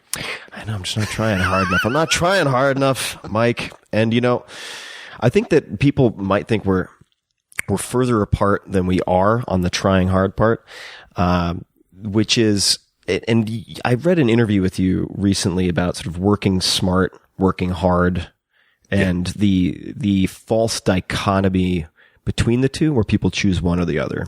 And, it's the blessing and the curse of having a book with a title like The 4-Hour Workweek is that people never seem to forget it and that people never seem to forget it. So, but the fact of the matter is I have absolutely no problem with hard work as long as it's applied to the right things. Sure. And, the operative portion of that being focusing it in the right place.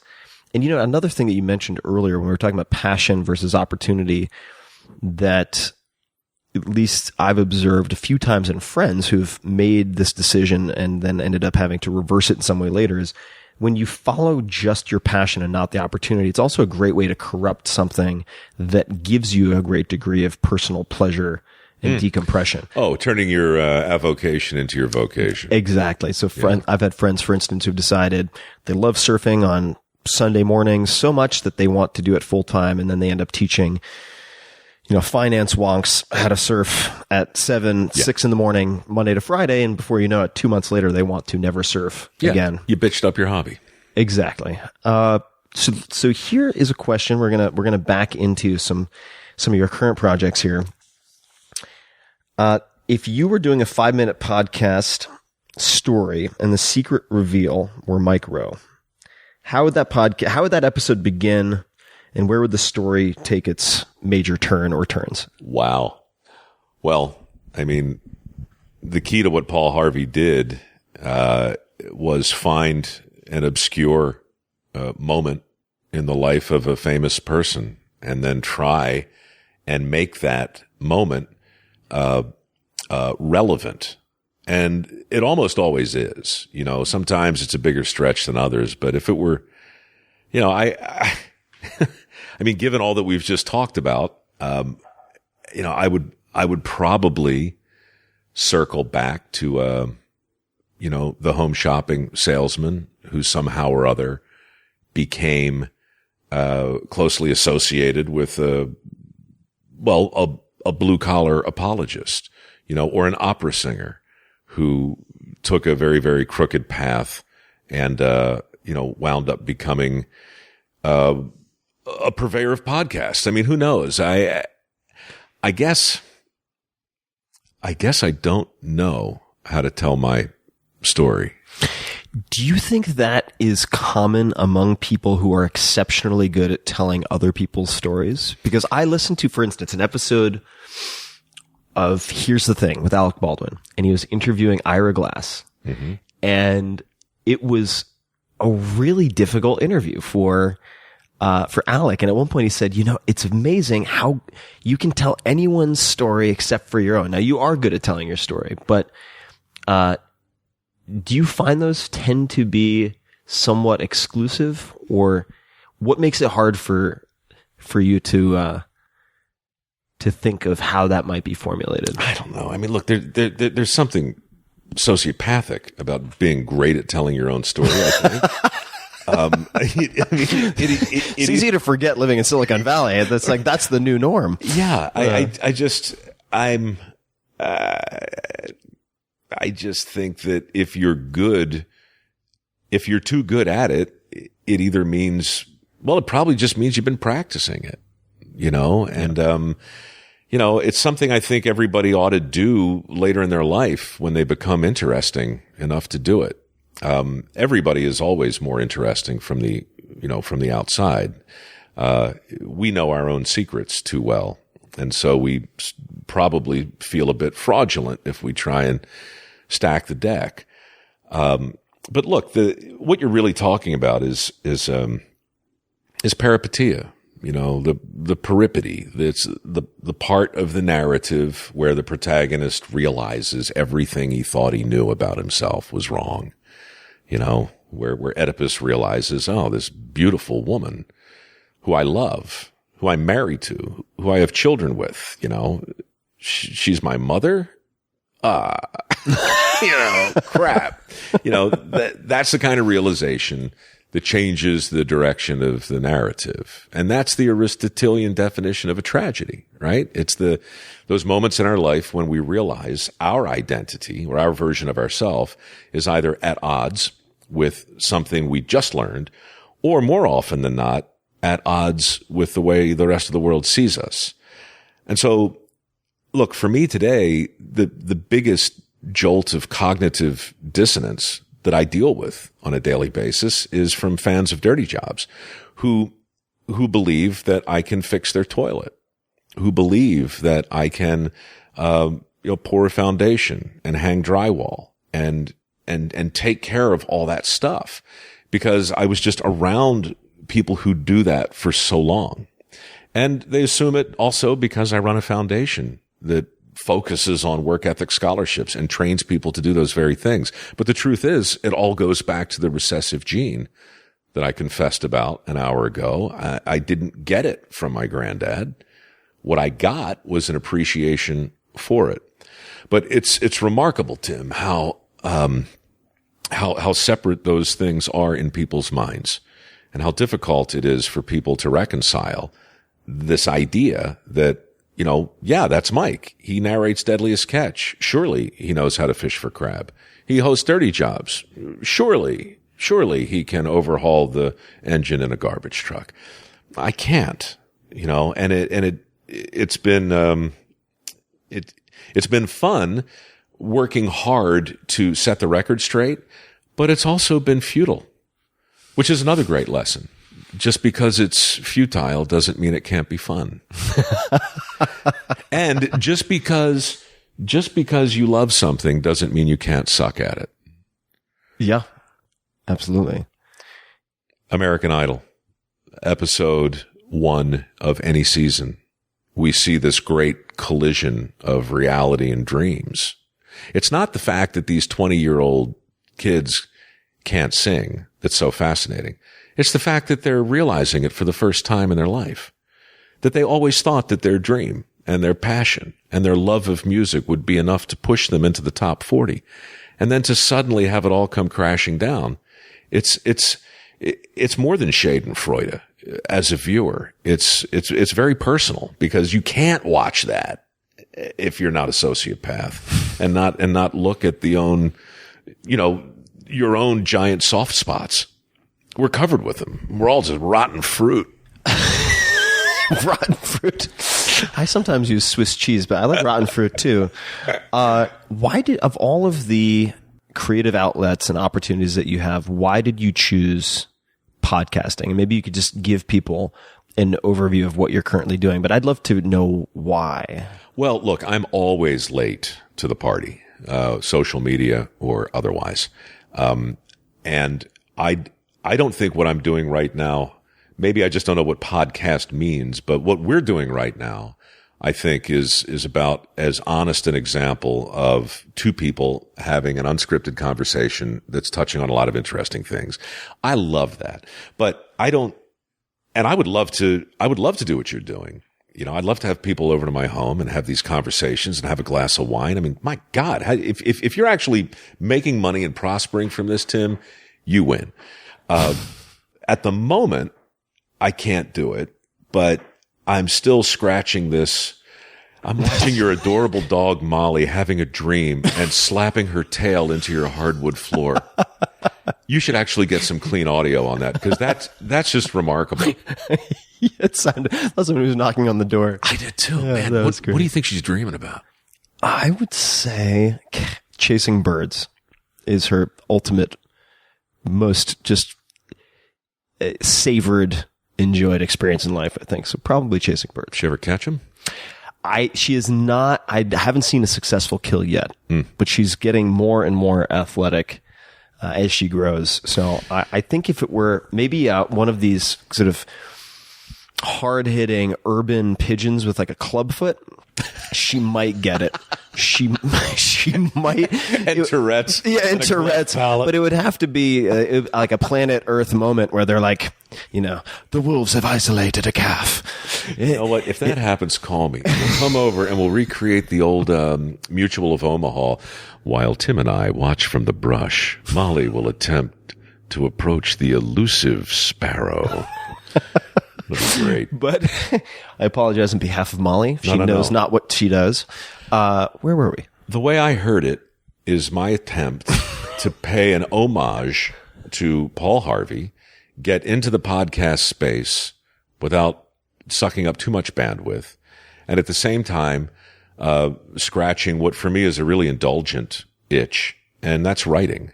I don't have time to write. I'm going to make time because I love it, but I just right now I'm having a ball identifying people who are well known, doing a little bit of research, which is so much easier today than it was when Paul Harvey was around. I mean, so much easier. Good grief. You pick up your handheld device, tap into the large compendium of shared knowledge, and everything is at your disposal. So it really is just an exercise in writing and then recording and then see if people like it.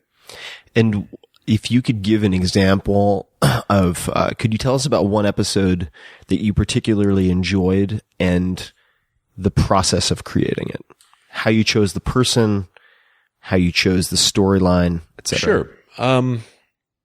Well, the one I just did, I haven't recorded yet, so I hate to give it away, but like so Bruno Mars. All right, I'll just tell you how it ends. All right. So everybody knows I was watching the Super Bowl a couple years ago and watching this kid on the biggest stage there is, absolutely killing it. This unbelievable crossroads of pop and rock and funk and just wow. What's his deal? And I read a lot of stuff that anybody can find really, really simply by doing a simple Google search, but went a little deeper and found what I thought was an interesting hook. His dad in the delivery room was playing oldies, and his mother was a Filipino hula dancer. And the guy was surrounded by music his whole life, and his parents were basically in a traveling variety show, and he was imitating Elvis Presley at 3 years old. And I looked at some old footage of it, and it was amazing. And he was imitating Michael Jackson, and it was incredible. And he was imitating Little Richard, and it's breathtaking. And this guy was a genius mimic. And so I started thinking, well, how does this genius mimic wind up becoming somebody so completely original? And so that was my sort of like, okay, I'm going to tell a very, very simple story, and I'm going to unwind it. But that's the theme that I want to kind of find. And usually with these things, you start writing them, not quite knowing how they're going to end, and it takes care of itself. And so in this case, it was interesting because his name was Peter Hernandez in real life. So this is really a story of Peter Hernandez, a guy who is impersonating Elvis, Little Richard, and Michael Jackson, who at 17 years of age decides to go for it. He moves to Hollywood, spends his last dime, gets immediately signed by Motown, and gets immediately put in the Latino heartthrob box. And everybody wants the next Enrique Iglesias. But Peter, he doesn't want to be that. You know, Peter wants to be the next Peter Hernandez. He wants to be a little Michael Jackson, a little James Brown, a little Elvis Presley. And he goes broke, and he loses everything, and he refuses to sing in Spanish. So it's really a story about how Peter Hernandez gets down to his last nickel and decides something's got to give. And he walks outside, and he looks up into the heavens, and he laughs because he finally sees his name in lights.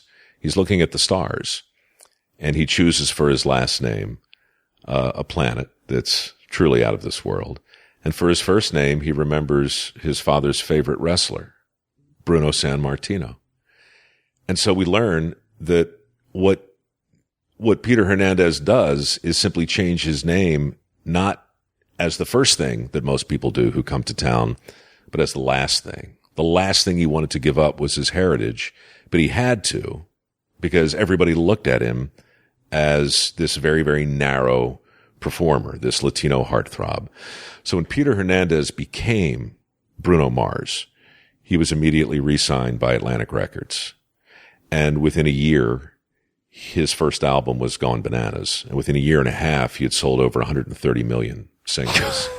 And a couple years after that, there he is on my screen during Super Bowl 48. And that's how that happened. You know, so look, it can be as simple as a Wikipedia entry. I could tell you the story a dozen different ways, but what I'm trying to do with these little stories on the podcast is find the big transformational moment, the peripeteia in everybody's life, and find a way to unwind it in 5 minutes or so. Well, it strikes me also that you're asking a non-obvious question about an obvious person. Right? You're taking well-known people and unwinding it by asking a question that few people have probably asked before. Yeah. Yeah. I mean, Paul Harvey was all about, I mean, he really distilled it to the whodunit. It was a mystery. And so his whole thing was just clue after clue. The clues became a little more obvious as you got to the end. So everybody had a chance to kind of figure it out along the way at their own speed. I'm finding it to be a little more interesting and maybe a little more indulgent to spend more time in that peripatetic moment, you know, and really try and paint the scene as richly as I can. And sometimes that means I wind up overwriting it, but it's easy enough to correct it. But I just think it's a fun way. I mean, look, you're a fan of Dan Carlin, right? Definitely, a huge fan. I love Carlin. Yeah, hardcore history. If for people listening, everybody should check out. Wrath of the Khans would be my recommendation as a starting point. I'd go with Blueprint for Armageddon. All right. But you can't go wrong with either one. You can't go wrong. Yeah. But what Dan does is he makes history accessible to people who otherwise wouldn't give a shit. If you can do that with fitness, that's what you did with your books. You know, you find a way to take a thing that most people are either blasé or disinterested about and make them care. And so if you can do that with history, if you can do it with biography, The writer you mentioned before, if you can make oranges interesting, you win. Yeah.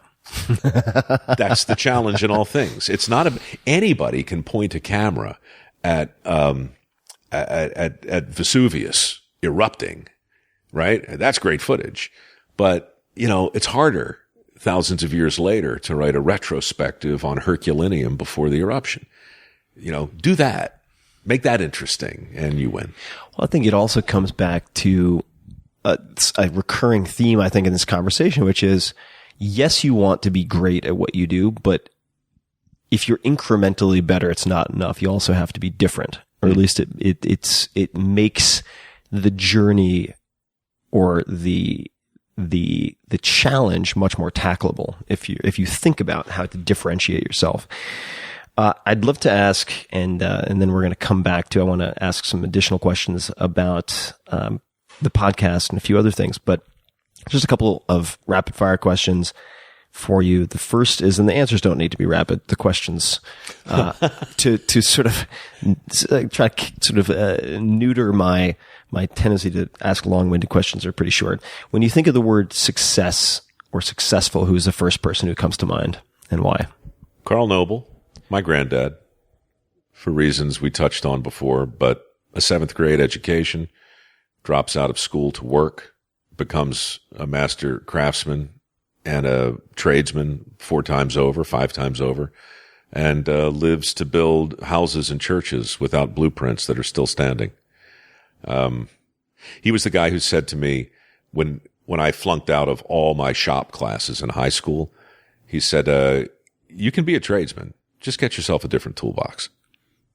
Ooh, I like that. That's a good one. That is a really good one. Yeah. So this is out of my usual order, but since we had a little chat about it earlier, and I don't know the story, but I wanted to bring it up.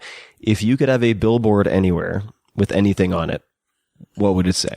And the reason that question is so crazy in my world right now is I got a call about 4 months ago from a guy who said, Mike, you don't know me, but if you could have a billboard anywhere you want, what would it say? And I said, what am I, like inside the actor's studio? Well, he's a big shot over at... How did you get this number, sir?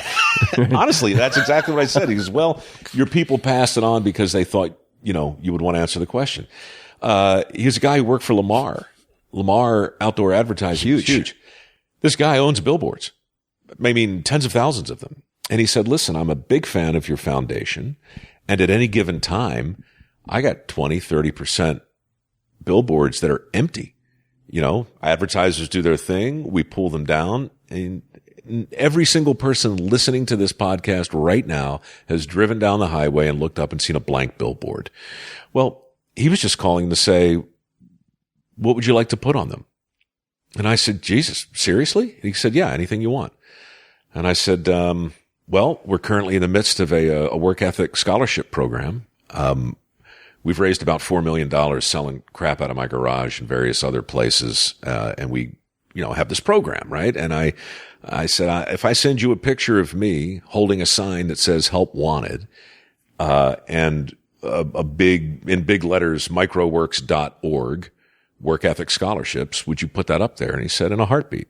So all over the country now, that's on a billboard. Wow. Because somebody asked that question. That's a hell of a call. It's a good call. I'm glad I took it. Now, could you just elaborate for a second on the work ethic scholarships? What does that mean? So in 2008, when the economy went sideways, Dirty Jobs was in 212 countries and the number one show on the network. And I was doing well. And everybody I talked to on the show that owned a business was telling me an extraordinary thing, and that was the biggest challenge that they were facing was technical recruiting, really any kind of recruiting. Help wanted signs everywhere I went on Dirty Jobs, while the headlines are screaming about 10 and 11% unemployment. So I realized there was a huge parallel but conflicting narrative going on in the country with respect to work. And the skills gap as it existed in 2008 included maybe 2.2 million jobs that existed that people either weren't trained for or just simply didn't want. Today, the number is more like 5.8 million. I decided that it would be good for the show and good for me and hopefully good for the businesses that allowed us to thrive, to set up a foundation that functioned as a PR campaign for jobs that actually existed. These are not the glamorous jobs, but these are jobs that make civilized life possible. And that PR campaign morphed into a bunch of trips to Congress and a bunch of partnerships with the Fortune 200, and then ultimately into an attempt to reward the kind of behavior that we actually wanted to encourage, which was work ethic. Most scholarship programs, as I'm sure you know, reward the usual stuff: academic achievement, athleticism, talent, and of course, basic need. I didn't think anybody was making an affirmative case for work ethic. So we look for kids. I'm less interested in your GPA. I'm more interested in your attendance record. I'm more interested in people who will make a case for themselves with respect to the reasons why I should pay for them to become a plumber or a welder or a steam fitter or a pipe fitter or any of the jobs my granddad did intuitively, you know. That's what the foundation is. And it's been around since Labor Day of 2008. And every 6 months we release, you know, another tranche of money raised mostly from our chronic low rent telethon that really never seems to end. It involves me hawking the crap out of my garage, mementos from dirty jobs, in a style not unlike the old QVC days, where I'm now using my powers for good. Your toolkit. My toolkit, right? If you could have every, let's just say, high school graduate in the U.S. Read, watch, consume 2 or 3 things, you can sort of prescribe it, and every single kid coming out of high school would get these things. What would you prescribe?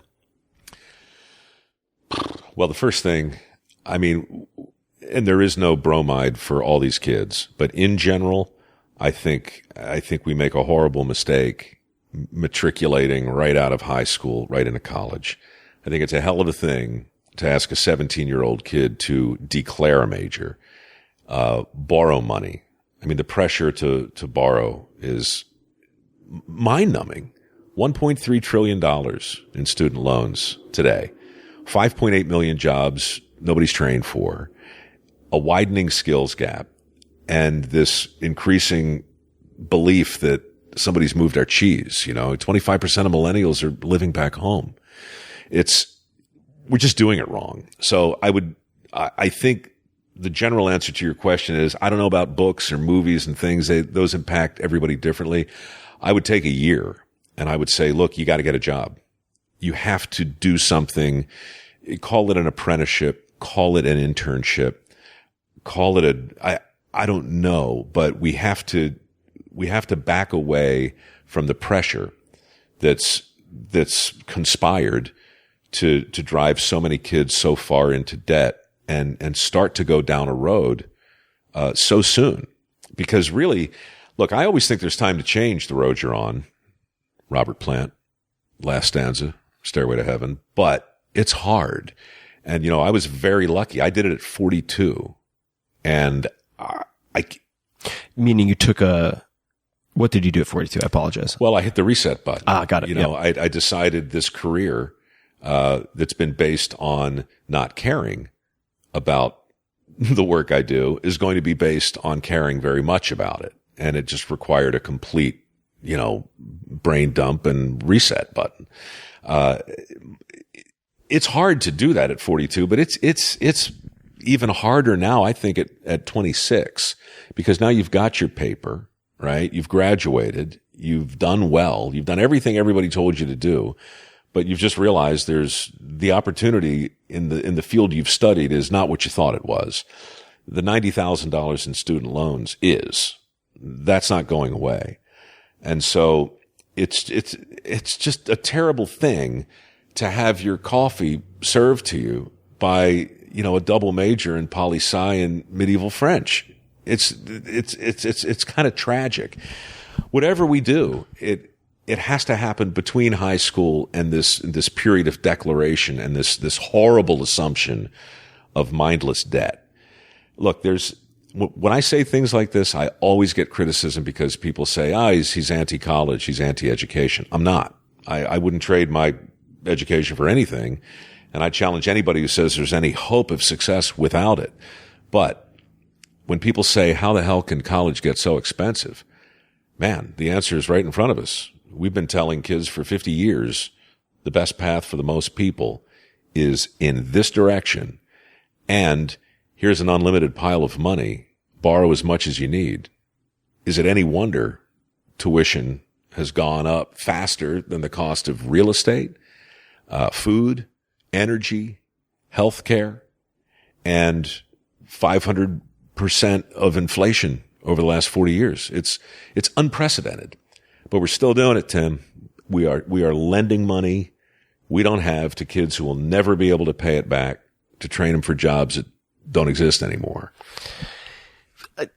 When I think about this, and I get asked quite a bit about college because I went to college, but I have friends who very vociferously disagree with that being the right path for everyone, which I would agree with. So I get asked about it a lot. And I think what you suggest in terms of, in the UK, they would call it a gap year, right? Mm-hmm. But not necessarily as a vacation. Right. It's a year where you explore and try and do something.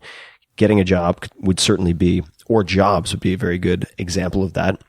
I took a year away from college a year before I graduated because I was having effectively a nervous meltdown because I felt like I was being funneled towards, say, management consulting or investment banking, and I knew both would make me miserable. Mm-hmm. And so I panicked, took a year off, and I just worked. I tried a bunch of different jobs. And it was extremely instructive, not because it gave me the answer, i.e. the singular passion that I should have been seeking or anything like that. It didn't do that, but it helped me to question the assumptions that up to that point I'd just been riding on top of. So I completely agree. I think a gap year or a year sabbatical internship, whatever it might be, would be a wonderful thing for people to somehow integrate into the education, which does not take place simply within the walls of a educational institution. Unless, look, I only say that because I don't know how we're going to get the cost down. But if we do, then never mind. Then jump. Then look, I went to a community college for 2 years right out of high school. I had no idea what I wanted to do. I had just assembled my new toolbox. I didn't have anything in it yet. So I studied everything at a community college. And I was amazed in hindsight at how good the philosophy professors were and how smart the English teachers were and music and drama. And at $26 a credit, I could afford to be wrong. And I was. I stayed there 3 years and I took every class I could. Then I took 6 months off. Then I went back to a university and finished up. I got a degree from Towson in communications, philosophy and speech. But by then I knew what I was paying for. And again, I could afford it. I finished late in 1984. There's just no way that happens today. A kid in my exact same circumstance, the math isn't there. He cannot afford to do it. And if he does, he's going to finish up about 45 grand in the hole. Yeah. And that is a millstone around your neck. And it's no reason for it. Look, each of us in our pockets right now have a device that proves the ultimate democratization of information. Never before has knowledge been so egalitarian. Once upon a time, I get it, and you can't, it's not fair to compare, a Harvard lecture to, a deep dive down the YouTube rabbit hole. But it's not completely unfair either because we have access now like we never have. It's not unfair. I think that, one of the primary reasons in 2007 or 8 that I leveraged the exposure of the 4-hour work week to get involved with tech was to try to develop or at least enable teams to develop tools that would level the playing field a bit. And you see that not only with, in this case, this would be a nonprofit example, but say the Harvards or MITs, et cetera, Stanford, another good example, opening up a lot of their lectures and coursework for people to take for free, which my brother has done, for instance. But also you have companies like Duolingo, one I've been involved with for a very long time. They now are the widest used language learning tool on the planet, and it's free. And they've demonstrated in a number of instances how it can be more effective than the typical coursework assigned in a semester of college, say Spanish instruction. And so I'm optimistic about the tools. I'm very curious to see if when people have what they say they want, which is this equal access to education, if they will be able to choose that instead of the entertainment and porn and everything else on the internet. Do you really think they will? That they will choose education over that? Yeah. I think that it will be a natural selection process. And I've seen this, for instance, in areas, I've been involved with a number of organizations that build effectively computer centers overseas to help with job creation. Mm-hmm. So you have, and so the good example would be something like Samasource, which I've been involved with here. It's a nonprofit startup. They do some very interesting work where they will take, say, repetitive small tasks at a place like YouTube or eBay, and they might build a computer center at a refugee camp or in Nairobi, train people, and then have that work sent to those people. And they're also doing things domestically. But in examples that are not well implemented, they create these, they make these resources available without the training, without instilling the sort of philosophies and work ethic that we've been discussing. And people end up watching cat videos and porn. Sure. So I think it'll be a natural selection process, much like we currently see in every aspect of life. But the outcome is not life or death, at least not necessarily in the literal sense. It's more of a financial prosperity or lack thereof.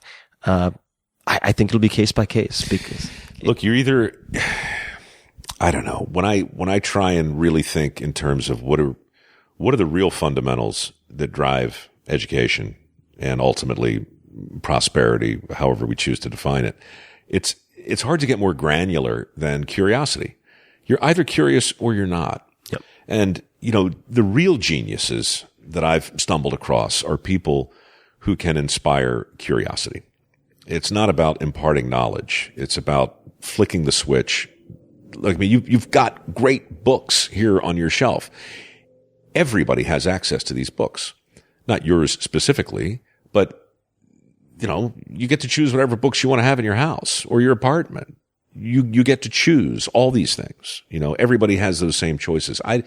I personally don't think that the democratization of innovation will make more people innovative. I think it'll make the people who are predisposed to be curious and inventive more so. Likewise, education. I think it's a trap to suggest that if we build it, they'll come. It just has never happened before. There's always going to be a weeding out process. But I think what you do on this podcast is really valuable in a way that goes beyond whatever its, financial model might be. You're talking specifically to people who give a crap in a specific way. Yep. And, that's always been the struggle from a connectivity standpoint.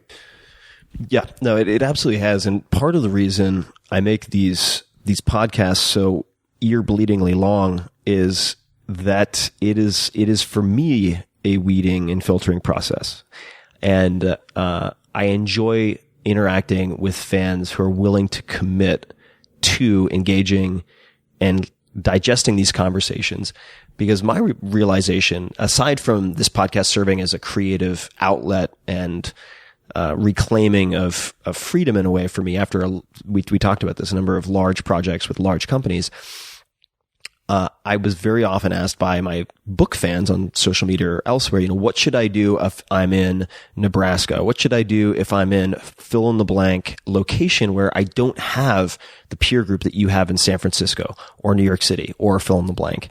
And I would have these conversations with friends, much like the conversation we're having right now, although not as 20 questions, of course, over a glass or two of wine. And I'd say, fuck, it is such a shame that this conversation, nothing really sensitive was discussed, was not recorded, so I could just share the damn thing. Oh my God. Okay. So I just have to tell you that is the story of my life. That's actually why I'm here today, and it's why I'm still in television. I'm working on a project now called Drinking with Geniuses. Okay. It's just a title in my head, and I went ahead and locked it up because it sounds like a show or something. And it happened because, do you remember a couple of years ago when that meteorite came burning through the atmosphere in Russia? Yep. Right? So I don't know about you, but I'm watching this on TV, and the only question tearing through my mind is, what the fuck was that? How the hell is this possible? So I called an astrophysicist I knew over at Berkeley, and I said, hey, meet me over at Grumpy's. There's a little bar down in the financial district here in San Francisco. We sit down, get a couple of beers, and I look at him just like I'm looking at you right now, and I say, what the hell just happened? And he said, I know, right? You have lots of questions. I said, I have so many questions. I mean, I get that meteorites are out there. I get that sooner or later one of them is going to flip our switch, but how did we not see it coming? How did it get past the satellite net? And for the next 20 minutes, he explained everything I needed to know about meteorites and satellites, right? Interestingly, that same day, I had narrated most of episode 4 of How the Universe Works. So it's on my mind. The beer is cold. The brain across the table is enormous. And I suddenly look around and say, why? Why aren't we recording this? That's a show. But so is this. Yeah. I mean, alternate title, Cold Beers, Enormous Brains. Also. Not bad. Not bad. Not bad at all. Well, I will be one of the first to listen. I love it. I love this idea. Just one or two more questions. What advice would you give your 30-year-old self? And if you could place where you were at the time, what you were doing.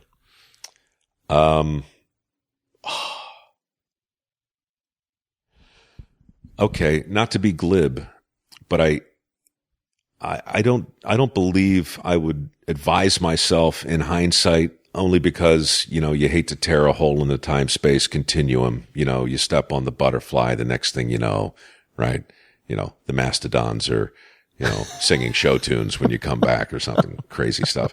But I would pull myself aside, in the very, very early days of, actually, I was hired in QVC I was 28. And when I was 30, I was on the verge of my own, I won't quite say a mental collapse, but I knew I couldn't do that anymore. And I was trying to figure out if I could go into the whole entertainment business and freelance in an effective way. And it gave me hives. I mean, I was scared. If I could go back, I would have probably just pulled myself aside and said, it's going to be fine.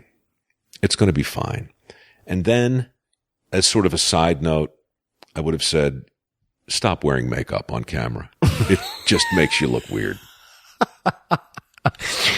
For those people who would like to sample your podcast, and I encourage everyone to sample it because, let's face it, you don't always want to listen to 3-hour podcasts, and you might want some professional narration and storytelling. Which 2 episodes would you suggest they start with that are already out there? They're so short that you'll know if you like them, even if the subject matter isn't your favorite right out of the gate. I mean, they're literally 5 minutes long. So, I'd actually start at the beginning. I'd listen to the first one, and then I would listen to the most recent one.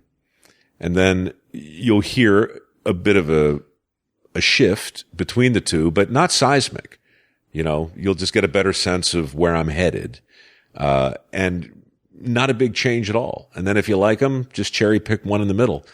And then who are we kidding? You can listen to right now. By the time this thing gets posted, there'll probably only be 20 of them out there. 20 times 5, What is that? It's 100 minutes. Minutes, yeah. Listen to all of them. Hour and 40. Yeah. Where can people learn more about you, see what you're up to, hear your rants on Facebook, etc.? I really hate to say it. And I will put all this in the show notes if we don't need to record. We do need to record. We don't need to rely on. Oh shit! I was supposed to hit record. We don't need to rely on your very impressive memory, which is a whole separate podcast. But are there any particular places you'd like people to pay attention to? And we'll put the whole list in the show notes as well. Micro.com is sort of the mothership, the sun in the solar system. You can get anywhere from there. And the name of the podcast one more time. The Way I Heard It. The Way I Heard It. The Way I Heard It. I'm managing expectations a little bit, right? Because people get so pedantic now with facts. I mean, how much grief do you get if you get a stat wrong or a date wrong? Oh, it's like I skinned a child in public, tied to a telephone pole in Union Square. Right. So the way I heard it is really me in advance. When somebody says, "Hey, that story about Bruno Mars," you said it was Peter Hernandez. He went by Pete. Not Peter. And I can say, "Hey, look, man, this is just the way I heard it." Okay. What do you want from me? It's a big, sloppy, googly world out there. You don't like, I tell you what, you don't like it? Why don't you get a podcast and do your version? This is great fun. Is there any last words, things you'd like my audience to think on, consider before we sign off? Wow. No, that I'm afraid is a bit beyond my pay grade, but I'd like to thank them for listening to us free associate for 3 hours. That was very decent of them. And I would, look, advice is that thing you ask for when you secretly know the answer and wish you didn't. So I'm stingy with giving it, but Robert Plant really had it right, man. There is time to change the road you're on, whatever the road is. And I've just had a ball blowing things up in my own fake little career. And I'd encourage more people to as well. I can't think of a better way to wrap this up. Mike, so much fun to hang. I really appreciate you making the time.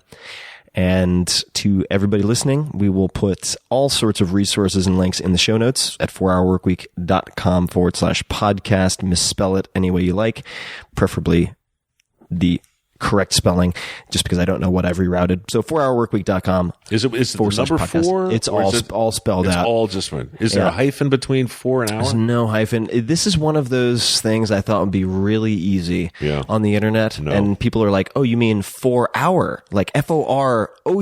Yeah. Work week." I'm like, no.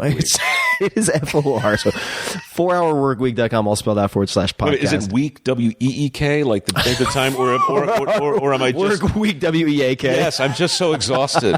I'm just so weak. I know. Work week. Yeah, you could spell the title of this thing wrong, really, in every single word. Possible ways. Maybe that'll be my revised and updated edition that I'll try to get a nice little royalty for. Just change the spelling. Everybody, I appreciate you listening as always. And until next time, this is Tim Ferriss signing off.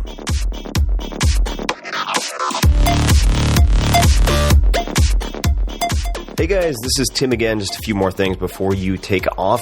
Number 1, this is 5 Bullet Friday. Do you want to get a short email from me? Would you enjoy getting a short email from me every Friday that provides a little morsel of fun before the weekend? And 5 Bullet Friday is a very short email where I share the coolest things I've found or that I've been pondering over the week. That could include favorite new albums that I've discovered. It could include gizmos and gadgets and all sorts of weird shit that I've somehow dug up in the world of the esoteric as I do. It could include favorite articles that I've read and that I've shared with my close friends, for instance. And it's very short. It's just a little tiny bite of goodness before you head off for the weekend. So if you want to receive that, check it out. Just go to 4hourworkweek.com. That's 4hourworkweek.com, all spelled out, and just drop in your email, and you will get the very next one. And if you sign up, I hope you enjoy it. This episode is brought to you by MeUndies. If I'm not going commando, I'm in MeUndies. I have been testing these underwear for 3 to 4 months now, pretty much every day, and in fact threw out a bunch of my other underwear this morning. And on the road, in the house, they are extremely comfortable. They look good, feel good. They are made of micromodal, 2 times softer than cotton, as scientifically tested using the Kawabata method. Sounds very fancy, of course. And I get a lot of compliments from the ladies for these. You don't get diaper butt. You don't get the tired elastic band.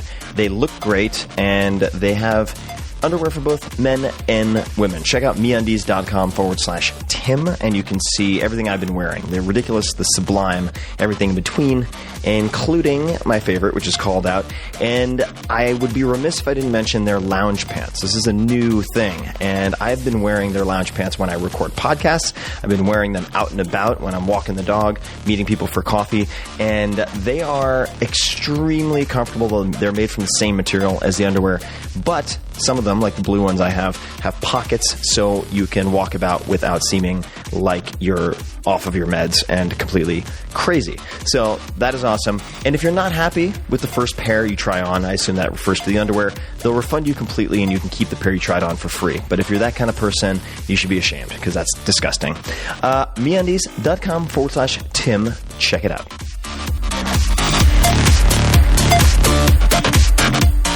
This episode is brought to you by Audible, which I've used for years. I love audiobooks, and I have 2 to recommend right off the bat. Number 1 is perhaps my favorite audiobook of all time, and that is The Graveyard Book by Neil Gaiman, the only audiobook I've wanted to immediately listen to a second time as soon as I finished. It's amazing. You will thank me. The Graveyard Book. The second is Vagabonding by Rolf Potts, which had a huge impact on my life and formed the basis for a lot of what became the 4-Hour Workweek. So, all you need to do to get your free audiobook and a free 30-day trial is go to audible.com/Tim, and you can choose one of those 2 books, The Graveyard Book, Vagabonding, or more than 180,000 audio programs. So that could be a book, that could be a magazine, that could be a newspaper, it could be a class. It's that easy. Go to audible.com/Tim. That's audible.com/Tim and grab a book. Enjoy. And until next time, thank you for listening.